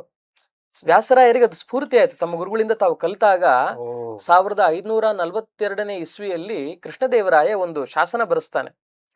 ಬರೆಸಿ ವ್ಯಾಸರಾಜರಿಗೆ ತಾನು ಒಂದಿಷ್ಟು ಕಾಣಿಕೆಗಳನ್ನ, ಅನರ್ಘ್ಯವಾದ ಕಾಣಿಕೆಗಳನ್ನ ತಾನು ಅರ್ಪಣೆ ಮಾಡಿ ದತ್ತಿ ಎಲ್ಲ ಕೊಡ್ತಾನೆ. ದತ್ತಿ ದಾನಗಳನ್ನು ಕೊಟ್ಟಾದ್ಮೇಲೆ ಅದನ್ನ ವ್ಯಾಸರಾಜರು ಏನ್ ಮಾಡಿದ್ರು ಅಂತ ಹೇಳೋ ಕಾಲಕ್ಕೆ 300 ಜನ ತ್ರಿಮತಸ್ಥ ವಿದ್ವಾಂಸರಿಗೆ ಅದನ್ನ ವಿಭಾಗ ಮಾಡಿ ಎಲ್ಲರಿಗೂ ಹಂಚಿದರಂತೆ. ಇದೇ ಮತ ಅಂತಿಲ್ಲ. ವೈದಿಕ ಮಾರ್ಗದಲ್ಲಿರ್ತಕ್ಕಂತಹ ಒಬ್ಬ ವೈದಿಕ ವೇದ ವಿದ್ವಾಂಸನಿಗೆ, ಶಾಸ್ತ್ರಜ್ಞನಿಗೆ ಆ ಥರ ತಮಗೆ ಬಂದ ಉಂಬಳಿಯನ್ನ 300 ಜನರಿಗೆ ಹಂಚಬೇಕು ಅಂದ್ರೆ ಎಷ್ಟು ಪ್ರಮಾಣದಲ್ಲಿ ಕೊಟ್ಟಿರ್ಬೇಕು. ವಿಶೇಷ ಅಂದ್ರೆ ಆ ಶಾಸನದಲ್ಲಿ ಉಲ್ಲಿಖಿತರಾದ ಹೆಸರುಗಳಲ್ಲಿ ಪುರಂದರದಾಸರ 3 ಮಕ್ಕಳ ಹೆಸರಿದೆ. ಮಧ್ವಪದಾಸ, ಹೇವಣದಾಸ ಅಂತೆಲ್ಲ ಅವರ ಹೆಸರು ಉಲ್ಲೇಖ ಇದೆ.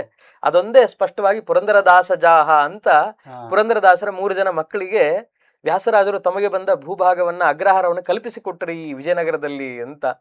ಮತ್ತು ವ್ಯಾಸ ಸಮುದ್ರವನ್ನು ನಿರ್ಮಾಣ ಮಾಡೋದು ಇವತ್ತಿಗೂ ಎಷ್ಟು ಕೃಷಿಕರು ಅದರಿಂದ ಬದುಕ್ತಾ ಇದ್ದಾರೆ. ಇದೆಲ್ಲದಕ್ಕೂ ಶ್ರೀಪಾದರಾಜರು ಅವರ ಕಾಲದಲ್ಲಿ ಮಾಡಿದಂತಹ ಸಾಮಾಜಿಕವಾದ ಏನು ಕೆಲಸಗಳಿದೆ, ಸಾಮಾನ್ಯರಿಗೆ ಪ್ರತಿಯೊಬ್ಬರಿಗೂ ಅದೆಲ್ಲ ಇವರಿಗೆ ಮಾದರಿ ಆಯ್ತು ಅಂತ ಹೇಳಿ.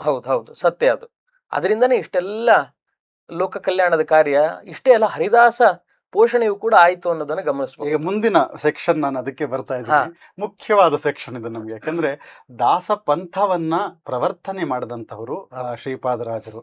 ಆ ಒಂದು ದಾಸ ಸಾಹಿತ್ಯದ ಬಗ್ಗೆ, ಯಾಕಂದ್ರೆ ನಮ್ಮಲ್ಲಿ ಕನ್ನಡದಲ್ಲಿ ಈ ಭಕ್ತಿ ಗೀತೆಗಳಾಗ್ಲಿ, ಭಕ್ತಿ ದಾಸರ ಪದಗಳಾಗ್ಲಿ, ಇದು ಇವತ್ತು ತುಂಬಾ ನಾವು ಭಾಗ್ಯದ ಲಕ್ಷ್ಮೀ ಬಾರಮ್ಮ ಏನು ಮನೆ ಮನೆಗಳಲ್ಲಿ ಮಕ್ಕಳು ಭಗವಂತನ ನಾಮ ಸಂಕೀರ್ತನೆ ಮಾಡುವಂಥದ್ದು. ಯಾಕಂದ್ರೆ ಹಿಂದೆ ಇದ್ದಿದ್ದು ಈ ಕೀರ್ತನೆಗಳನ್ನು ಬಿಟ್ರೆ ಈ ವಾಸುದೇವಾಚಾರ್ಯರು, ಮುತ್ತುಸ್ವಾಮಿ ದೀಕ್ಷಿತರು, ಇವರೆಲ್ಲ ಒಂದು ಕೀರ್ತನೆಗಳು ಹರಿಧಾಮ ಕೀರ್ತನೆಗಳು ಮಾಡಿದ್ರೆ, ಕನ್ನಡದಲ್ಲಿ ಈ ಹೇಗೆ ಈ ಒಂದು ದಾಸ ಪಂಥವನ್ನ ಬೆಳೆಸಿದ್ರು ಶ್ರೀಪಾದರಾಜರು ಅನ್ನೋದ್ರ ಬಗ್ಗೆ ತಿಳಿಸ್ಕೊಡ್ಬೋದು. ಅವಶ್ಯ. ಮೊದಲಿಗೆ ಇದಕ್ಕೆ ಮೂಲ ಪ್ರೇರಕ ಅಂದ್ರೆ ಆಚಾರ್ಯ ಮಧ್ವರು. ಯಾಕೆಂದ್ರೆ ಅವ್ರ ಬಗ್ಗೆ ಪಂಡಿತಾಚಾರ್ಯರು ಹೇಳೋ ಕಾಲಕ್ಕೆ ಗಂಧರ್ವ ವಿದ್ಯಾ ನಿಪುಣಸ್ಯ ತಸ್ಯ ಗಂಧರ್ವವರ್ಯೈಃ ಅನುಗೀತ ಕೀರ್ತೇಃ ಕಲಾಶ್ಚ ಶೇಷಾ ಹೃದಯೇ ಗುರೋರ್ನಃ ಕರೋಲ್ಲ ಸತ್ಕಂದುಕವದ್ವಿಭಾಂತಿ. ನಮ್ಮ ಗುರುಗಳು ಆಚಾರ್ಯರು ಹೇಗಿದ್ದರು ಅಂತಂದ್ರೆ, ಮಧ್ವಾಚಾರ್ಯರು ಗಂಧರ್ವ ವಿದ್ಯಾ ನಿಪುಣಃ ಅಂತ. ಗಂಧರ್ವ ವಿದ್ಯೆ ಅಂದ್ರೆ ಗಾನ ವಿದ್ಯೆ, ಅದು ಅದ್ಭುತ ಗಾನ ಅಂತ. ಜನಸುಪ್ತಿದ ಮುಪಮ ಗಾನ ಸಂಪದ ಅಂತ ಮಧ್ವವಿಜಯದಲ್ಲಿ ಉಲ್ಲೇಖ. ಅವರು ಹಾಡ್ತಾ ಇದ್ರು, ಆಚಾರ್ಯರು ಹಾಡ್ತಾ ಇದ್ರು. ಹಾಡಿದ್ರೆ ಒಂದ್ಸಲಿ ಶಿಷ್ಯರು ಭಕ್ತರ ಕೋರಿಕೆ ಮೇಲೆ ಸಂಚಾರಕ್ಕೆ ಹೋದಾಗ ಹಾಡಿದ್ರೆ ಅಲ್ಲೇ ಮಲಗಿಬಿಟ್ರಂತೆ. ಬೇಸಿಗೆ ಸಮಯ, ಮತ್ತೆ ಅಲ್ಲೇ ಎಲ್ರು ಮಲಗಿಬಿಟ್ರು. ಬೇಸಿಗೆಯಲ್ಲಿ ಮಧ್ಯಾಹ್ನ ನಿದ್ದೆ ಬರೋದು ಬಹಳ ಕಷ್ಟ. ಆದ್ರೆ ಆಚಾರ್ಯರ ಗಾನ ಅಷ್ಟು ಅವರನ್ನೆಲ್ಲ ಸಮಾಧಾನಕರ ಮನಸ್ಥಿತಿಗೆ ತಗೊಂಡು ಹೋಗ್ತಾ ಇತ್ತು ಅಂತ. ಹೀಗೆ ಆ ಗಂಧರ್ವ ವಿದ್ಯೆಗೆ ಅವ್ರ ಕಾಲದಲ್ಲಿ ಹಾಡ್ತಾ ಇದ್ರು. ಜೊತೆಗೆ ಅವರ ಪ್ರವಚನದ ಸಮಯದಲ್ಲಿ ಋಷಿಕೇಶ ತೀರ್ಥರು ಶ್ಲೋಕವನ್ನ ರಾಗವಾಗಿ ಹೇಳ್ಬೇಕಂತೆ. ಅವದತ್ ಸಕಥಾಂ ರಥಾಂಗಪಾಣೇಹೇ ಅಂತ ಕೃಷ್ಣನ ಕಥೆಯನ್ನ ಹೇಳ್ತಕ್ಕಂಥ ಶ್ಲೋಕಗಳನ್ನ ರಾಗವಾಗಿ ಹಾಡಿದ್ರೆ ಅದೇ ಶ್ರುತಿಗೆ ಬದ್ಧವಾಗಿ ಇವರು ಪ್ರವಚನ ಮಾಡ್ಬೇಕು ಆಚಾರ್ಯರು, ಮಧ್ವಾಚಾರ್ಯರು. ಹಾಗೆ ಇದಕ್ಕೆ ಮೂಲ ಸ್ಫೂರ್ತಿ ಅಂದ್ರೆ ಆಚಾರ್ಯರೇ. ಇವತ್ತು ಅವರ ದ್ವಾದಶ ಸ್ತೋತ್ರ ನೋಡ್ತಾ ಹೋದ್ವಿ ಅಂತಂದ್ರೆ, ಒಂದು ಸ್ತೋತ್ರದಂತ ಇನ್ನೊಂದು ಸ್ತೋತ್ರ ಇಲ್ಲ, ಒಂದರ ನಡೆ ಇದ್ದಾಗ ಇನ್ನೊಂದರ ತರ ಇಲ್ಲ. ಪ್ರೇಣಯಾಮ ವಾಸುದೇವ ಬಹಳ ಪ್ರಸಿದ್ಧ ನೋಡ್ರಿ. ಇವತ್ತಿಗೂ ಸಣ್ಣ ಸಣ್ಣ ಮಕ್ಕಳು ನಾಲಿಗೆಯಲ್ಲಿ ನಲ್ದಾಡ್ತದೆ ಅದು. ಅದರ ಶೈಲಿ ಒಂದು. ಆಮೇಲೆ ವಿಶ್ವಸ್ಥಿತಿ ಪ್ರಲಯ ಸರ್ಗ ಮಹಾವಿಭೂತಿ, ನಿಜ ಪೂರ್ಣ ಸುಖಾಮಿತ ಬೋಧತನು, ಕುರುಭುಂಕ್ಷ್ವಚ ಕರ್ಮ ನಿಜಂ ನಿಯತಂ. ಒಂದಕ್ಕಿಂತ ಒಂದರ ಶೈಲಿ ವಿಭಿನ್ನ, ಒಂದರ ನಡೆ ವಿಭಿನ್ನ. ಇದು ಹರಿದು ಬಂದಿತ್ತು. ಆಮೇಲೆ ನರಹರಿ ತೀರ್ಥರ ಕಾಲದಲ್ಲೂ ಚೆನ್ನಾಗಾಯ್ತು. ಆಂಧ್ರದ ಎಷ್ಟೋ ಜನ ಬಂದು ಕಲ್ತ್ಕೊಂಡು ಹೋದ್ರು ಅಂತ ಉಲ್ಲೇಖ ಬರುತ್ತೆ ಇತಿಹಾಸದಲ್ಲಿ. ಆಮೇಲೆ ನೀವು ಹೇಳಿದಂತೆ ಶ್ರೀಪಾದರಾಜರ ಕಾಲದವರೆಗೂ ಸ್ವಲ್ಪ ಸುಪ್ತವಾದಂತೆ ಕಾಣತ್ತೆ ಮಧ್ಯದಲ್ಲಿ. ಆದ್ರೆ ಶ್ರೀಪಾದರಾಯರಿಗೆ ಇದು ಸ್ಫೂರ್ತಿ ಏನು ಅಂದ್ರೆ, ಅವ್ರು ಶ್ರೀರಂಗದಲ್ಲಿದ್ದಾಗ ನೋಡಿದ್ರು. ಹೌದು, ಸಂಸ್ಕೃತ ಎಲ್ಲರಿಗೆ ಸಾಮಾನ್ಯ ಗೊತ್ತಿರುತ್ತೆ ಅಂತಿಲ್ಲ, ಆದ್ರೆ ಶ್ರೀರಂಗದಲ್ಲಿ ಸಂಸ್ಕೃತಕ್ಕೆ ಸಮಾನವಾಗಿ ತಮಿಳು ಪ್ರಬಂಧಗಳನ್ನು ಹಾಡಾಡೋರು ರಂಗನಾಥನ ಸನ್ನಿಧಾನದಲ್ಲಿ. ಶ್ರೀ ವೈಷ್ಣವರಲ್ಲಿ 4000 ದಿವ್ಯ ಪ್ರಬಂಧಂ ಅಂತ, ದ್ರಾವಿಡ ಪ್ರಬಂಧಗಳು ಅಂತ ತಮಿಳಲ್ಲೇ ಮಾಡಿದ ಪದ್ಯಗಳು, 4000 ಪದ್ಯಗಳು. ಅದನ್ನ ಹಾಡೋದು ಪ್ರತಿಯೊಬ್ಬ ಅಲ್ಲಿಯ ತಮಿಳು ಭಾಷೆಯನ್ನಾಡತಕ್ಕಂತಹ ವ್ಯಕ್ತಿ ರಂಗನಾಥನ ದರ್ಶನಕ್ಕೆ ಹೋಗೋ ಕಾಲಕ್ಕೆ ವೇದ ಪಾರಾಯಣ ಮಾಡಿದಾಗೇನೆ ಇದನ್ನ ಹೇಳೋದು, ಇದನ್ನ ಹೇಳ್ಕೊಂಡು ಹೋಗೋದನ್ನ ನೋಡಿ ನಾವ್ಯಾಕೆ ಮತ್ತೆ ಇದರ ಕ್ರಾಂತಿ ಮಾಡಬಾರದು ಅಂತ ಐತಿಹಾಸಿಕವಾಗಿ ಅದರಿಂದಲೂ ಸ್ಫೂರ್ತಿ ಪಡೆದಿರಬಹುದು ಅಂತ ಅನ್ಸುತ್ತೆ. ಅದಕ್ಕೋಸ್ಕರ ಏನ್ ಮಾಡಿದ್ರು ಅಂತಂದ್ರೆ, ಮುಂದೆ ಕನ್ನಡದಲ್ಲಿಯೂ ಪದರಚನೆ ಮಾಡಬೇಕು ಅಂತ ಸ್ವಯಂ ಮಹಾಜ್ಞಾನಿ, ಸಂಸ್ಕೃತದಲ್ಲಿ ಪ್ರೌಢ ಪಂಡಿತರಾದ್ರೂ ಕೂಡ ಶ್ರೀಪಾದರಾಜರು ಪ್ರತಿನಿತ್ಯ ದೇವರ ಪೂಜೆ ಆದ್ಮೇಲೆ ತಾವೇ ಗೆಜ್ಜೆನ ಕಟ್ಕೊಂಡು ನರ್ತನ ಮಾಡ್ತಾ ಇದ್ರಂತೆ ರಂಗವಿಠಲನ ಮುಂದೆ. ರಂಗವಿಠಲ ಮುಂದೆ ತಾವು ಚಿಟಿಕೆ ಹಿಡ್ಕೊಂಡು ತಾಳ ಹಾಕೊಂಡು ಗೆಜ್ಜೆ ಕಟ್ಕೊಂಡು ನರ್ತನ ಮಾಡಿ ಭಾಗವತ ಧರ್ಮವನ್ನು ಪ್ರಚಾರಕ್ಕೆ ತಂದ್ರು. ಹಿಂದಿನ ಕಾಲದಲ್ಲಿ ಭಾಗವತ ದೇವರ ಮುಂದೆ ಕುಣಿಯೋರು ಅಂದ್ರೆ ಯಾವುದಕ್ಕೂ ಸಲ್ಲದೇ ಇರೋ ಅನ್ನೋ ಒಂದು ಭಾವ ಇತ್ತು. ಆ ಭಾವನ್ನ ಹೋಗಲಾಡಿಸಿ ಶ್ರೀಪಾದರಾಜರಂಥವ್ರೇ ಪರಮಾತ್ಮನ ಮುಂದೆ ಶರಣಾಗತರಾಗಿ ಹಾಡ್ತಾರೆ ಅಂದ್ರೆ ನಾವ್ಯಾಕೆ ಹಾಡಬಾರ್ದು ಆಡು ಭಾಷೆಯಲ್ಲಿ ಅಂತ ಎಲ್ರೂ ಕೂಡ ಈ ಪಂಥದ ಹತ್ರ ಆಕರ್ಷಿತರಾಗ್ಲಿಕ್ಕೆ ಕಾರಣವಾಯಿತು ಅನ್ನೋದನ್ನ ಗಮನಿಸಬಹುದು. ಸೊ ಈ ದಾಸ ಸಾಹಿತ್ಯದ ಪಿತಾಮಹ ಅಂತ ನಾವು ಹೇಳ್ತೀವಿ ಶ್ರೀಪಾದರಾಜರು. ಅಂದ್ರೆ ಅವರಿಂದ ಸ್ಫೂರ್ತಿಗೊಂಡು, ಯಾಕಂದ್ರೆ ನಾವು ಎಲ್ಲ ಈ ಪರಂಪರೆ ನೋಡ್ತೀವಿ, ವ್ಯಾಸರಾಜರು ಕೃತಿಗಳನ್ನ ಮಾಡಿದ್ದಾರೆ.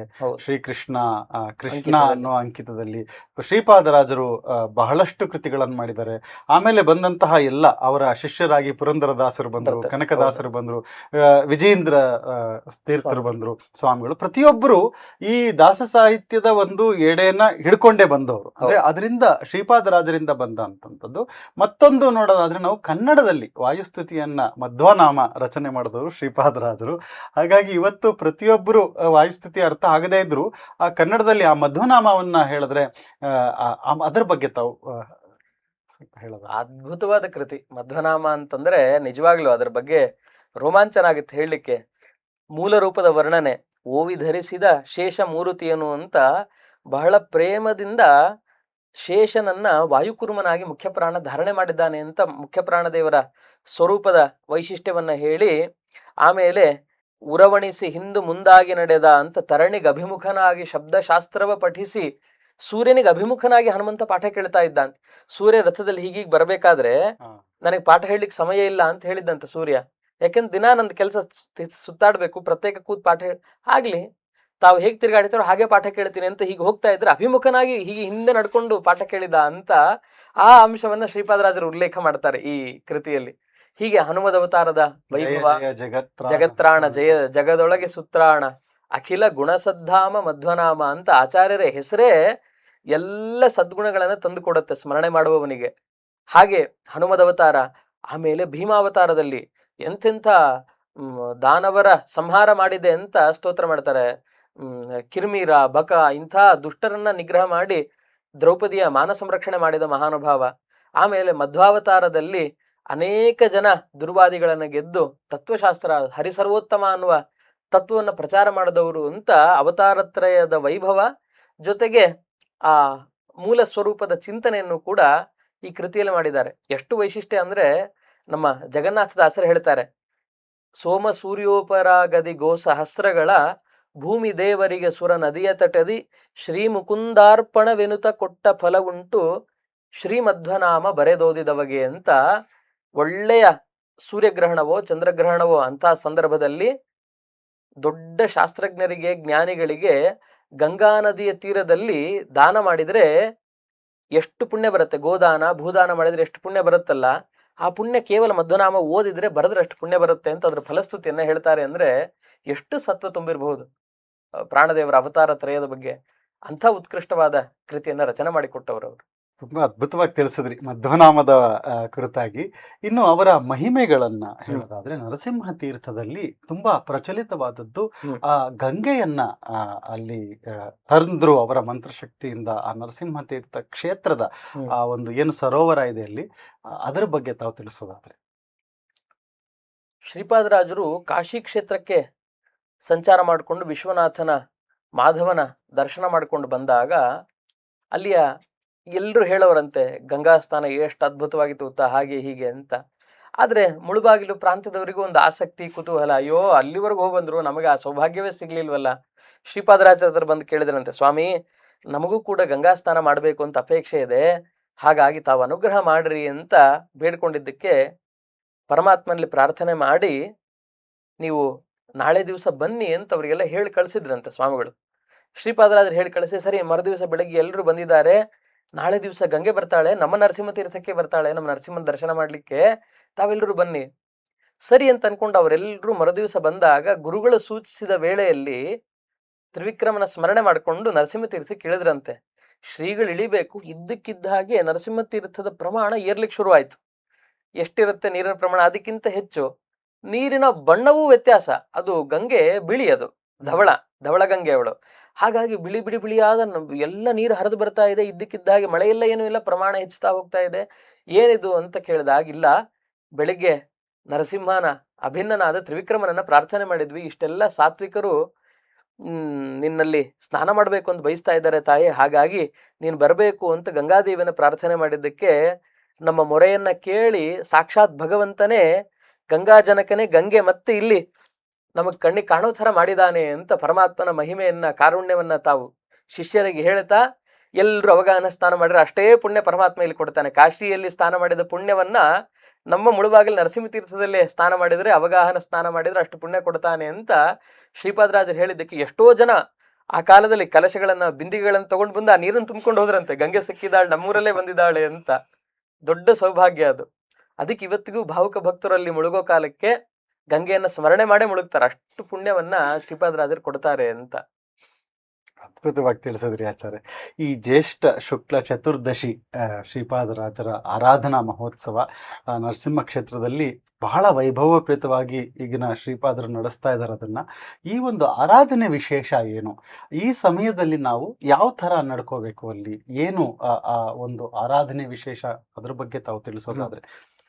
ಆರಾಧನೆ ಅಂತಂದ್ರೆ ಈ ಮಹಾನುಭಾವರು ತುಂಬು ಜೀವನ ಇವ್ರದ್ದು. 98 ವರ್ಷಗಳ ಕಾಲ ಇದ್ರು. ಓ. 1404ನೇ ಇಸ್ವಿಯಿಂದ 1502ನೇ ಇಸ್ವಿವರೆಗೂ ಇದ್ರು. ತುಂಬು ಬಾಳನ್ನ ಬಾಳದವರು. ಅಷ್ಟು ತುಂಬು ಜೀವನ ನಡೆಸಿ ಇಡೀ ಸಮಗ್ರ ಭೂಭಾಗವನ್ನ ಸಂಚಾರ ಮಾಡಿ ತಿರುಪತಿಯ ಅಂತಹ ಆ ಕ್ಷೇತ್ರದವರೆಗೂ ತಮ್ಮ ಪ್ರಭಾವವನ್ನು ಬೀರಿ, ವಿಶೇಷ ಅಂದ್ರೆ ಅಣ್ಣಮಾಚಾರ್ಯರ ಭೇಟಿಯಾಗಿತ್ತಂತೆ. ಓ. ತಾಳ್ಲಪಾಕ ಅಣ್ಣಮಾಚಾರ್ಯರ ಭೇಟಿ ಶ್ರೀಪಾದರಾಜರಿಗಾಗಿತ್ತು. ಅವರೆಲ್ಲ ಸಮಕಾಲೀನರು, ಸಮವಯಸ್ಕರು. ಭೇಟಿಯಾಗಿತ್ತು ನೋಡಿ, ಅಂತ ಇವರು ಹರಿದಾಸ ಸಾಹಿತ್ಯ ಕನ್ನಡದಲ್ಲಿ, ಅವರು ತೆಲುಗಿನಲ್ಲಿ. ಎಷ್ಟು ಭಕ್ತಿ ಸಂಗೀತಗಳನ್ನ ರಚನೆ. ಯಾಕೆಂದ್ರೆ ಅವರ ಮೊಮ್ಮಗ ಅದನ್ನು ಉಲ್ಲೇಖ ಮಾಡ್ತಾರೆ. ನಮ್ಮ ಅಜ್ಜನಿಗೆ ತುಂಬಾ ವಯಸ್ಸಾದಾಗ ಪುರಂದರದಾಸರು ಇನ್ನು ಸಣ್ಣ ವಯಸ್ಸವರು, ಅವ್ರು ಇವ್ರ ಮುಂದೆ ಪರಸ್ಪರ ಭೇಟಿ ಆದಾಗ ಅವ್ರು ಹಾಡಿದ್ದನ್ನ ಕೇಳಿ ತಿಮ್ಮಪ್ಪನೇ ಕಂಡಂಗಾಯ್ತು ಅಂತ ಪುರಂದರದಾಸರು ಹೇಳಿದ್ರು. ಪುರಂದರದಾಸರು ಹೇಳೋದನ್ನ ಕೇಳಿ ಪಾಂಡುರಂಗ ವಿಠಲನೇ ಹಾಡ್ದಂಗಾಯ್ತು ಬಂದು ಅಂತ ಅವರು ಅಭಿನಂದಿಸಿದ್ರು ಅಂತ ಅದೊಂದು ಮಾತನ್ನು ಉಲ್ಲೇಖ ಮಾಡ್ತಾರೆ. ಹಾಗಾಗಿ ಅವ್ರು ಹೇಳೋ ಕಾಲಕ್ಕೆ ತುಂಬಾ ವೃದ್ಧಾಪ್ಯ ಅದು. ಆ ಸಂದರ್ಭದಲ್ಲಿ ಅಂದ್ರೆ ಅವರ ಯೌವನದ ಕಾಲದಲ್ಲಿ ಶ್ರೀಪಾದರಾಜರು ಅವರೆಲ್ಲ ಒಟ್ಟಿಗೆ ಇದ್ದು ಅಲ್ಲಿ ಹರಿಭಕ್ತಿ ಪ್ರಚಾರವನ್ನ ಮಾಡಿದವರು. ಅಷ್ಟು ಅದ್ಭುತವಾದ ಕಾರ್ಯವನ್ನ ಮಾಡ್ಕೊಂಡು ಮುಳುಬಾಗಿಲು ಕಾರ್ಯಕ್ಷೇತ್ರ, ಹಾಗಾಗಿ ಅಲ್ಲಿಯೇ ತಾವಿದ್ದು ತಮ್ಮ ಉತ್ತರಾಧಿಕಾರಿಗಳಿಗೆ ತಾವು ಹೈಗ್ರೀವ ತೀರ್ಥರು ಅಂತ ಅವರಿಗೆ ಸನ್ಯಾಸವನ್ನ ಕೊಟ್ಟು, ಆರಾಧನೆಯ ದಿವಸ ಅಂತ ಏನು ಹೇಳ್ತೀವಲ್ಲ, ಅವತ್ತಿನ ದಿವಸ ಲಯಚಿಂತನೆಯನ್ನ ಮಾಡಿಕೊಂಡು ಪರಮಾತ್ಮನ ಪಟ್ಟಣಕ್ಕೆ ತೆರಳಿದ ದಿವಸವನ್ನ ನಾವು ಆರಾಧನೆ ಅಂತ ಆಚರಣೆ ಮಾಡ್ತೀವಿ. ಆ ಮಹಾನುಭಾವರು ದೇಹತ್ಯಾಗ ಮಾಡಿದ ಸಂದರ್ಭವನ್ನ. ಈ ಸಂದರ್ಭದಲ್ಲಿ ಆ ಕ್ಷೇತ್ರಕ್ಕೆ ಹೋಗಿ ವ್ಯಾಸರಾಜ ತೀರ್ಥ ಶ್ರೀಪಾದರು, ವಾದಿರಾಜ ಪ್ರಭುಗಳು, ಆಮೇಲೆ ವಿಜಯೇಂದ್ರ ತೀರ್ಥ ಶ್ರೀಪಾದರು ಇವರೆಲ್ಲ ರಚನೆ ಮಾಡಿದ ಸ್ತೋತ್ರಗಳನ್ನು ಮುಖ್ಯವಾಗಿ ಹೇಳಬೇಕು. ಯಾಕೆಂದ್ರೆ ಪ್ರದಕ್ಷಿಣೆಯ ಜೊತೆಗೆ ಜ್ಞಾನ ಕಾರ್ಯ ಬಹಳ ಮುಖ್ಯ ಯತಿಗಳಿಗೆ. ಯಾವುದೇ ಕ್ಷೇತ್ರಕ್ಕೆ ಹೋದರೂ ಕೂಡ ಜ್ಞಾನವಾನ್ ಮಾಂ ಪ್ರಪದ್ಯತೆ ಅಂತಾನೆ ಕೃಷ್ಣ. ಎಷ್ಟೇ ಆದ್ರೂ ಕೂಡ ಜ್ಞಾನಪೂರ್ವಕವಾದ ಭಕ್ತಿ, ಜ್ಞಾನಪೂರ್ವಕವಾದ ಕರ್ಮ ಏನಿರುತ್ತಲ್ಲ, ಅದು ಮಾತ್ರ ನಮ್ಮನ್ನ ಇಲ್ಲಿಂದ ಎತ್ತತ್ತೆ, ತಾರಕವಂತ ತಕ್ಕರಿಸ್ಕೊಳ್ತದೆ. ಅದಕ್ಕೋಸ್ಕರ ಆ ಕ್ಷೇತ್ರಕ್ಕೆ ಹೋದಾಗ ಪ್ರದಕ್ಷಿಣ ನಮಸ್ಕಾರ ಹಾಕೋ ಕಾಲಕ್ಕೆ, ಓ ಶ್ರೀಪಾದರಾಜರು ಅಂದ್ರೆ ಯಾರು? ಧ್ರುವಾಂಶ ಸಂಭೂತರು, ಜನ್ಮಾಂತರದಲ್ಲಿ ಭಗವಂತನನ್ನ ಸಾಕ್ಷಾತ್ ಕಣ್ಣಾರೆ ಕಂಡ ಮಹಾನುಭಾವರು. ಇದನ್ನು ಶ್ರೀಪಾದರಾಜರ ಸ್ತೋತ್ರದಲ್ಲಿ ವಾದಿರಾಜರು ಉಲ್ಲೇಖ ಮಾಡ್ತಾರೆ. ಈ ಸ್ತುತಿಯನ್ನ ನಾನು ಬರೆದಿದ್ದೀನಿ. ನಾನು ಯಾರು ಅಂದ್ರೆ ಶ್ರೀ ವ್ಯಾಸರಾಜ ಶಿಷ್ಯ ಗಣರ್ಷಭೇನ ಅಂತ. ಶ್ರೀ ವ್ಯಾಸರಾಜರ ವಿದ್ಯಾಶಿಷ್ಯರಲ್ಲಿ ಒಬ್ಬನಾದ ವಾದಿರಾಜ ತೀರ್ಥರು ಅನ್ನುವ ನಾವು ನಮ್ಮ ಪರಮ ವಿದ್ಯಾಗುರುಗಳಾದ ಶ್ರೀಪಾದರಾಜರ ಬಗ್ಗೆ ಉಲ್ಲೇಖ ಮಾಡ್ತಾ ಇದ್ದೀವಿ ಅಂತ ಹೇಳ್ತಾ, ಔತ್ತಾನ ಪಾದಿ ಯತಿರಾಟ್ ಅಂತ ಇದೇ ಪದ ಬಳಸ್ತಾರೆ. ಉತ್ತಾನಪಾದನ ಮಗ ಅಂದ್ರೆ ಧ್ರುವ ರಾಜನೇ ಭೂಮಿಯಲ್ಲಿ ಶ್ರೀಪಾದರಾಜರಾಗಿ ಬಂದಿದ್ದಾರೆ ಅಂತ ಅವ್ರ ಬಗ್ಗೆ ಉಲ್ಲೇಖ ಮಾಡ್ತಾರೆ. ಇವತ್ತು ನಾವು ನೋಡ್ತೀವಿ ಧ್ರುವ ನಕ್ಷತ್ರ, ನಾರ್ತ್ ಪೋಲ್ ನೋಡ್ತೀವಿ ನಾವು, ಹೊಳಿತಾ ಇರುತ್ತೆ. ಹೌದು ಹೌದು. ಅಂಥ ಧ್ರುವರಾಜರು ಭೂಮಿಯಲ್ಲಿ ಅವತಾರ ಮಾಡಿದ್ದಾರೆ ಅಂತ ಉಲ್ಲೇಖ ಮಾಡಿದಾಗ ಇಂಥ ಅಂಶಗಳನ್ನ ತಿಳಿದು ಸೇವೆ ಮಾಡಿದ್ರೆ ಆವಾಗ ಅರ್ಥಪೂರ್ಣ ಅಂತ ಆಗತ್ತೆ, ಆವಾಗ ನಿಜವಾದ ಆರಾಧನೆ ಅಂತ ಆಗತ್ತೆ. ತಿಳಿದೇ ಮೇಲ್ನೋಟಕ್ಕೆ ಮಾಡಿದೀವಿ ಅಂತಂದ್ರೆ ಸ್ವೀಕಾರ ಮಾಡ್ತಾರೆ, ಆದ್ರೆ ಜ್ಞಾನಪೂರ್ವಕವಾಗಿ ಮಾಡಿದಾಗ ಏನು ಮಹತ್ವ ಇರುತ್ತಲ್ಲ, ಅದು ಆ ಮಹತ್ವ ಬರಬೇಕು ಅನ್ನೋ ಕಾರಣಕ್ಕೋಸ್ಕರ ಇಂಥ ವಿಷಯಗಳನ್ನ ಅರ್ಥಕೊಂಡು ಸೇವೆ ಮಾಡಿದ್ರೆ, ಗುರುಗಳ ಹತ್ರ ಹೋದಾಗ ಜ್ಞಾನ ಭಕ್ತಿ ವೈರಾಗ್ಯಗಳನ್ನ ಕೇಳಬೇಕು. ಮುಖ್ಯವಾಗಿ ಸ್ವಾಮಿ ಒಳ್ಳೆ ಜ್ಞಾನ ಕೊಟ್ರಿ, ಜ್ಞಾನ ಭಕ್ತಿ ವೈರಾಗ್ಯ ಅನ್ನೋದಿತ್ತು ಅಂದ್ರೆ ಸಂಪತ್ತು ತಾನಾಗೇ ಬರುತ್ತೆ. ಇವತ್ತೆಲ್ಲೇ ಕ್ಷೇತ್ರಗಳಿಗೆ ಹೋದಾಗ ನಮ್ಗೆ ಸುಖ ಬೇಕು ಅಂತ ಕೇಳ್ತೀವಿ. ಸುಖ ಬೇಕು ಅಂತ ಕೇಳಿದ್ರೆ ದುಃಖ ಬಂದೇ ಬರುತ್ತೆ. ಯಾಕೆಂದ್ರೆ ಅವು ಒಂದೇ ನಾಣ್ಯದ ಎರಡು ಮುಖಗಳು, ಒಂದರಿಂದ ಒಂದು ಬಿಟ್ಟಿರ್ಲಿಕ್ಕಾಗಲ್ಲ. ನೆಮ್ಮದಿ ಬೇಕು ಅಂತ ಕೇಳ್ಬೇಕಂತ ಗುರುಗಳ ಸನ್ನಿಧಾನಕ್ಕೆ ಹೋದಾಗ. ಎಂಥದ್ದೇ ಬರ್ಲಿ, ಸುಖವಾಗಲಿ ಬಹು ದುಃಖವಾಗಲಿ ಸಖ ನೀನಾಗಿರು ಪಾಂಡುರಂಗ ಅಂತಂದ ಹಾಗೆ ಆ ಶ್ರೀಪಾದರಾಜರ ಸನ್ನಿಧಾನಕ್ಕೆ ಹೋದಾಗ ಒಂದಿಷ್ಟು ತಿಳಿದ ಸ್ತೋತ್ರಗಳ ಅನುವಾದವೋ, ಅದರ ಪಾರಾಯಣವೋ, ಗ್ರಂಥಗಳ ಅನುವಾದ, ಆಮೇಲೆ ಪ್ರದಕ್ಷಿಣೆ ನಮಸ್ಕಾರ, ಇದನ್ನೆಲ್ಲ ಮಾಡಿಕೊಂಡು ಅದು ನಿಜವಾದ ಸೇವೆ, ಗುರುಗಳ ಪ್ರೀತಿಕರವಾದ ಸೇವೆ ಅಂತ ಕರೆಸ್ಕೊಳ್ಳುತ್ತೆ ಅಂತ ಹೇಳಬಹುದು. ಅಂದ್ರೆ ಎಲ್ಲಾ ಸ್ತೋತ್ರಗಳಿದೆ ಅಂತ ಅನ್ಕೊಳ್ತೀನಿ. ಅಂದ್ರೆ ವ್ಯಾಸರಾಜ ಮಾಡಿರುವಂತಹ ಸ್ತೋತ್ರ, ಪಂಚರತ್ನ ಮಾಲಿಕ ವಾದಿರಾಜರು ಮಾಡಿದ್ದಾರೆ ಅಂತ ಹೇಳಿದ್ರೆ, ಈ ಎಲ್ಲಾ ಸ್ತೋತ್ರಗಳನ್ನ ಹೇಳ್ಕೊಂಡು ಆವತ್ತಿನ ದಿನ ಆ ದರ್ಶನ ಮಾಡಿ ಅವರ ಒಂದು, ತಾವೇ ಹೇಳಿದ್ರಿ ಮೊದಲಿನಲ್ಲಿ ಶುರು ಮಾಡುವಾಗ್ಲೇ ಹೇಳಿದ್ರಿ, ನೀವು ಕೇಳೋದಕ್ ಮುಂಚೆನೆ ವರ ಕೊಡುವಂತಹ ಗುರುಗಳು ಇವರು. ಇನ್ನೊಂದು ವಿಷಯ ಕೊನೆಯದಾಗಿ ಒಂದು ಬಿಟ್ಬಿಟ್ಟೆ ಅಂತ ಅನ್ಸುತ್ತೆ ನಾನು. ಸಾಮಾನ್ಯವಾಗಿ ಸನ್ಯಾಸಿಗಳು ಅಂದ್ರೆ ವೈರಾಗ್ಯದಿಂದ ಇರುವಂತಹವ್ರು, ಆದ್ರೆ ಶ್ರೀಪಾದರಾಜರು ಅಂದ್ರೆ ಈ ವ್ಯಾಸರಾಜರ ಸ್ತುತಿನಲ್ಲಿ ಹೇಳ್ತಾರೆ 64 ಭುಂಜಾನಂ ಷಷ್ಠಿ ಶಾಖ, 64 ತರ ಪಾಕಗಳು, ಅಡಿಗೆಗಳನ್ನ ಮಾಡ್ಕೊಂಡು, ಅಂದ್ರೆ ಭೋಗ ಅದು ಅಷ್ಟು. ನೀವೇ ಹೇಳಿದ್ರಿ ಆ ಒಂದು ಸ್ತುತಿನಲ್ಲಿ ರಾಜನ ತರ ಒಂದು ಡಾಬು ಹಾಕೊಂಡಿದ್ರು, ಕೈಯಲ್ಲಿ ಬಳೆ ಕಂಕಣಗಳು ಹಾಕೊಂಡಿದ್ರು, ವಂಕಿಗಳು, ಕಂಠಿ ಹಾರಗಳೇನು, ಆ ಮುತ್ತು ಕಿರೀಟದಲ್ಲಿರುವಂತಹ ವಜ್ರಗಳೇನು, ಮುತ್ತು ವೈಡೂರ್ಯಗಳೇನು, ಇದೆಲ್ಲ ಒಬ್ಬ ಸನ್ಯಾಸಿಗೆ ಯಾಕೆ ಅಂತ ಆ ವಿಷಯದ ಬಗ್ಗೆ ತಾವು ಹೇಳೋದಾದ್ರೆ, ಯಾಕೆಂದ್ರೆ ವೈರಾಗ್ಯ ಬೇಕು ನಮಗೆ ಅಂತ ನಾವು ಹೇಳ್ತೀವಿ, ಇದರಿಂದ ವಿಷಯಗಳಿಂದ ದೂರ ಇರಬೇಕು ನಾವು ಅಂತ. ಈ ಯಾವ ತರ ಈ ಕಾಂಟ್ರಡಿಕ್ಷನ್ ತಾವು ಹೇಳ್ತೀರಾ? ಸನ್ಯಾಸಿಗಳಲ್ಲಿ 4 ವಿಧ ಇದೆ: ಹಂಸ, ಪರಮಹಂಸ, ಬಹುದಕ, ಕುಟೀಚಕ ಅಂತ. ಇದರಲ್ಲಿ ಬೇರೆ ಬೇರೆ ಥರದ ಕ್ರಮ ಆಚರಣೆ ಮಾಡುವ ಸನ್ಯಾಸಿಗಳು, ಏನು ಬೇಡ ಅಂತ ಹೋಗಿರ್ತಕ್ಕಂಥವ್ರೊಂದು. ಆದ್ರೆ ಶ್ರೀಪಾದರಾಜರು ಪರಮಹಂಸ ಪೀಠಾಧಿಪತಿಗಳು. ಪೀಠಾಧಿಪತ್ಯ ಅಂತ ಬಂದಾಗ ಭಕ್ತರು ಕೊಟ್ಟಿದ್ದನ್ನು ಸ್ವೀಕಾರ ಮಾಡ್ತಾರೆ. ಅದಕ್ಕಿಂತ ಮಿಗಿಲಾಗಿ ಅವ್ರ ಅಂತರಂಗದಲ್ಲಿ ಏನು ಬೇಡ ಅಂತಿದ್ದವರು. ಇದು ಯಾಕೆ ಈಗ ಬಂತು ಅಂದ್ರೆ ಜನ್ಮಾಂತರದ ಪ್ರಭಾವ. ಪರಮಾತ್ಮ ಹೇಳಿದ್ದ 36,000 ವರ್ಷ ಭೂಮಿಯಲ್ಲಿ ಆಳಿದ ಮೇಲೆ ಧ್ರುವಲೋಕದಲ್ಲಿ ನಾನು ಸ್ಥಿರವಾಗಿ ಕೊಡ್ತೀನಿ ಅಂತ ಆ ವಾಸುದೇವ ವರ ಕೊಟ್ಟಾಗ ವರದ ವಾಸುದೇವನಾಗಿ ಧ್ರುವರಾಜರಿಗೆ ಹೇಳಿದ್ನಲ್ಲ, ಅವ್ರು ಮತ್ತೆ ಭೂಮಿಯಲ್ಲಿ ಸಜ್ಜನರನ್ನು ಉದ್ಧಾರ ಮಾಡ್ಲಿಕ್ಕೆ ಅಂತ ಬಂದಾಗ ದೇವ್ರು ಬಿಡ್ಲಿಲ್ಲ. ದೇವ್ರ ಮಾತು ಸುಳ್ಳಾಗಲ್ಲ. ಅದಕ್ಕೋಸ್ಕರ ಮತ್ತೆ ಈ ಜನ್ಮದಲ್ಲೂ ಕೂಡ ಅಂತಹ ಸುಖ ಪ್ರಾರಬ್ಧ ಅಂತ ಕೊಟ್ಟಿದ್ದ ಮಹಾನುಭಾವರಿಗೆ. ಈ ರೀತಿಯಾಗಿ ಅವರಿದ್ದ ಕಾಲಕ್ಕೆ ಒಂದು ಆಕ್ಷೇಪ ಬಂತಂತೆ, ಏನ್ ಸ್ವಾಮಿ ಪ್ರತಿನಿತ್ಯ 60 ಥರದ ಭಕ್ಷ್ಯಗಳನ್ನು ಮಾಡ್ಕೊಂಡು ಸ್ವೀಕಾರ ಮಾಡ್ತೀರಿ, ಬಂಗಾರದ ಆಭರಣ ಹಾಕೊಳ್ತೀರಿ, ತಾವು ಸನ್ಯಾಸಿಗಳು ಅಂತಂದ್ರೆ ಹೇಗೆ ನಂಬೋದು? ಶ್ರೀಪಾದರಾಜರಂದ್ರಂತೆ, ತಾವು ಬೇಡ ಅಂತ ಹೇಳ್ತಿದ್ದೀರಲ್ಲಪ್ಪ, ಸರಿ ಆಯ್ತು ನಾನು ಬಿಡ್ತೀನಿ ಅಂದ್ರಂತೆ. ಬಿಟ್ರೆ ಮರುದಿನದಿಂದ ಯಾರು ಆಕ್ಷೇಪ ಮಾಡಿದ್ರಲ್ಲ ಅವ್ರ ಮೈ ಕೈಗೆ ಎಲ್ಲ ಒಡೆದು ಅವರಿಗೆ ವ್ರಣ ಆಗ್ಲಿಕ್ಕೆ ಪ್ರಾರಂಭ ಆಯ್ತಂತೆ. ಶ್ರೀಪಾದ ಯಾಕೆ ಅಂದ್ರೆ ಕೆಲವೊಂದು ಅವರಿಗೆ ಅಂತ ಪರಮಾತ್ಮ ಭೋಗ ಬರೆದಿಟ್ಬಿಟ್ಟಿರ್ತಾನೆ, ಅದನ್ನ ಸುಖ ಪ್ರಾರಬ್ಧ ಅಂದ್ರೆ ಅವರು ತಮಗೇನ್ ಸ್ವೀಕಾರ ಮಾಡೋರಲ್ಲ, ಒಂದೊಂದು ಇಂದ್ರಿಯಾಭಿಮಾನಿ ದೇವತೆಗಳಿಗೆ ಅಂತ ಅರ್ಪಣೆ ಮಾಡೋರು.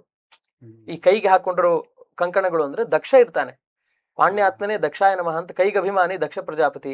ಕಾಲಿಗೆ ಕಡಗ ಹಾಕೊಂಡಿದ್ದಾರೆ ಅಂದ್ರೆ ಜಯಂತ ಅಂತ ಇಂದ್ರದೇವರ ಮಗ, ಅದಕ್ಕೆ ಅಭಿಮಾನ ದೇವತೆ. ಅವರು ಪ್ರತಿಯೊಂದು ಅಂಗಾಂಗಗಳಿಗೆ ಏನು ಆಭರಣಗಳನ್ನ ಹಾಕೊಳ್ತಾ ಇದ್ರಲ್ಲ, ಒಳಗಿರುವ ತತ್ವಾಭಿಮಾನಿಗಳಿಗೆ ಅದರೊಳಗಿರೋ ಪರಮಾತ್ಮನ ರೂಪಗಳಿಗೆ ಅಂತ ಅರ್ಪಣೆ ಮಾಡೋರಂತವ್ರು. ಅದಕ್ಕೋಸ್ಕರ ದೇವರ ಆಜ್ಞೆ ಇತ್ತು, ಹಾಗಾಗಿ ಸ್ವೀಕಾರ ಮಾಡೋರು. ಅದು ಬಿಟ್ಟು ಇನ್ಯಾವ ಥರದ ಸುಖ ಭೋಗಗಳು ಅವರಲ್ಲಿ ಇಲ್ಲ. ಅದಕ್ಕೆ ದೇವರ ಕಾರುಣ್ಯವನ್ನು ನೆನೆಸ್ಲಿಕ್ಕೋಸ್ಕರ ಆಮೇಲೆ ಬಂದು ಕ್ಷಮೆ ಕೇಳಿದ್ದಕ್ಕೆ ಆಕ್ಷೇಪ ಮಾಡದವರಿಗೆ ಮತ್ತೆ ಮರುದಿವಸದಿಂದ ಇವ್ರು ಹಾಕೊಂಡ್ರೆ ಅವರಿಗೆಲ್ಲ ಆರಾಮಾಯ್ತು ಅಂತ ಈ ಮಹಾನುಭಾವರ ಚರಿತ್ರೆಯಲ್ಲೇ ಬರುತ್ತೆ. ಹಾಗೆ ಭಗವಂತನ ಕಾರುಣ್ಯ, ಅಂತರಂಗದ ಪರಮಾತ್ಮನಿಗೆ ನಾನು ಅರ್ಪಣೆ ಮಾಡಬೇಕು ಅನ್ನೋ ತತ್ವ ಅವರ ಈ ಆಚರಣೆಯಿಂದ ನಮಗೆ ತಿಳಿಯುತ್ತೆ ಅಂತ ಅನ್ಕೊಳ್ಬಹುದು ನಾವು. ತುಂಬಾ ಅದ್ಭುತವಾಗಿ ತಿಳಿಸ್ಕೊಟ್ರಿ ಆಚಾರ್ಯ. ಇದು ಮೊದಲ ಬಾರಿಗೆ ನಾವು ತಮ್ಮನ್ನ ನಮ್ಮ ಸ್ಟುಡಿಯೋಕ್ಕೆ ಕರೆಸಿದ್ದು. ತುಂಬಾ ಆನಂದ ಆಯ್ತು ಇವತ್ತು ನಿಮ್ಮಿಂದ ಶ್ರೀಪಾದರಾಜರ ಆ ಮಹಿಮೆಯನ್ನ ಕೇಳಿ. ಬಹಳ ಎಷ್ಟು ಆನಂದ ಆಗ್ತಿದೆ ಅಂತ ಹೇಳೋಕ್ಕಾಗಲ್ಲ ವರ್ಡ್ಸಲ್ಲಿ. ತುಂಬಾ ಚೆನ್ನಾಗಿ ತಿಳಿಸ್ಕೊಟ್ರಿ ಎಲ್ಲ ಅವರ ಮಹಿಮೆಗಳು, ಚರಿತ್ರೆನ ತುಂಬಾ ಸ್ಫುಟವಾಗಿ ಸಾಮಾನ್ಯರಿಗೂ ಅರ್ಥ ಆಗೋ ಥರ ತುಂಬಾ ಒಂದು ರೋಚಕವಾಗಿ ತಿಳಿಸ್ಕೊಟ್ರಿ. ತುಂಬಾ ತುಂಬಾ ಧನ್ಯವಾದಗಳು ಆಚಾರ್ಯ. ಈ ಒಂದು ಶ್ರೀಪಾದರಾಜರ ಆರಾಧನಾ ವಿಶೇಷವಾಗಿ ಎಲ್ಲ ಭಕ್ತರಿಗೆ ಒಂದು ಚಿಕ್ಕ ಸಂದೇಶ ಹೇಳೋದಾದ್ರೆ, ನಾವು ಅವರ ಏನು ಸೇವೆ ಮಾಡ್ತೀವಿ, ನಾವು ಎಲ್ಲದರ ಮೂಲಕ ಏನನ್ನ ಕೇಳಬೇಕು ನಾವು ಶ್ರೀಪಾದರಾಜರಲ್ಲಿ ಅನ್ನೋ ಒಂದು ಸಂದೇಶದ ಮೂಲಕ ಈ ಒಂದು ಕಾರ್ಯಕ್ರಮನ ಮುಗಿಸ್ಕೊಡ್ಬೇಕು. ಶ್ರೀಪಾದರಾಜರ ಜೀವನನೇ ಒಂದು ದೊಡ್ಡ ಸಂದೇಶ ನಮಗೆ.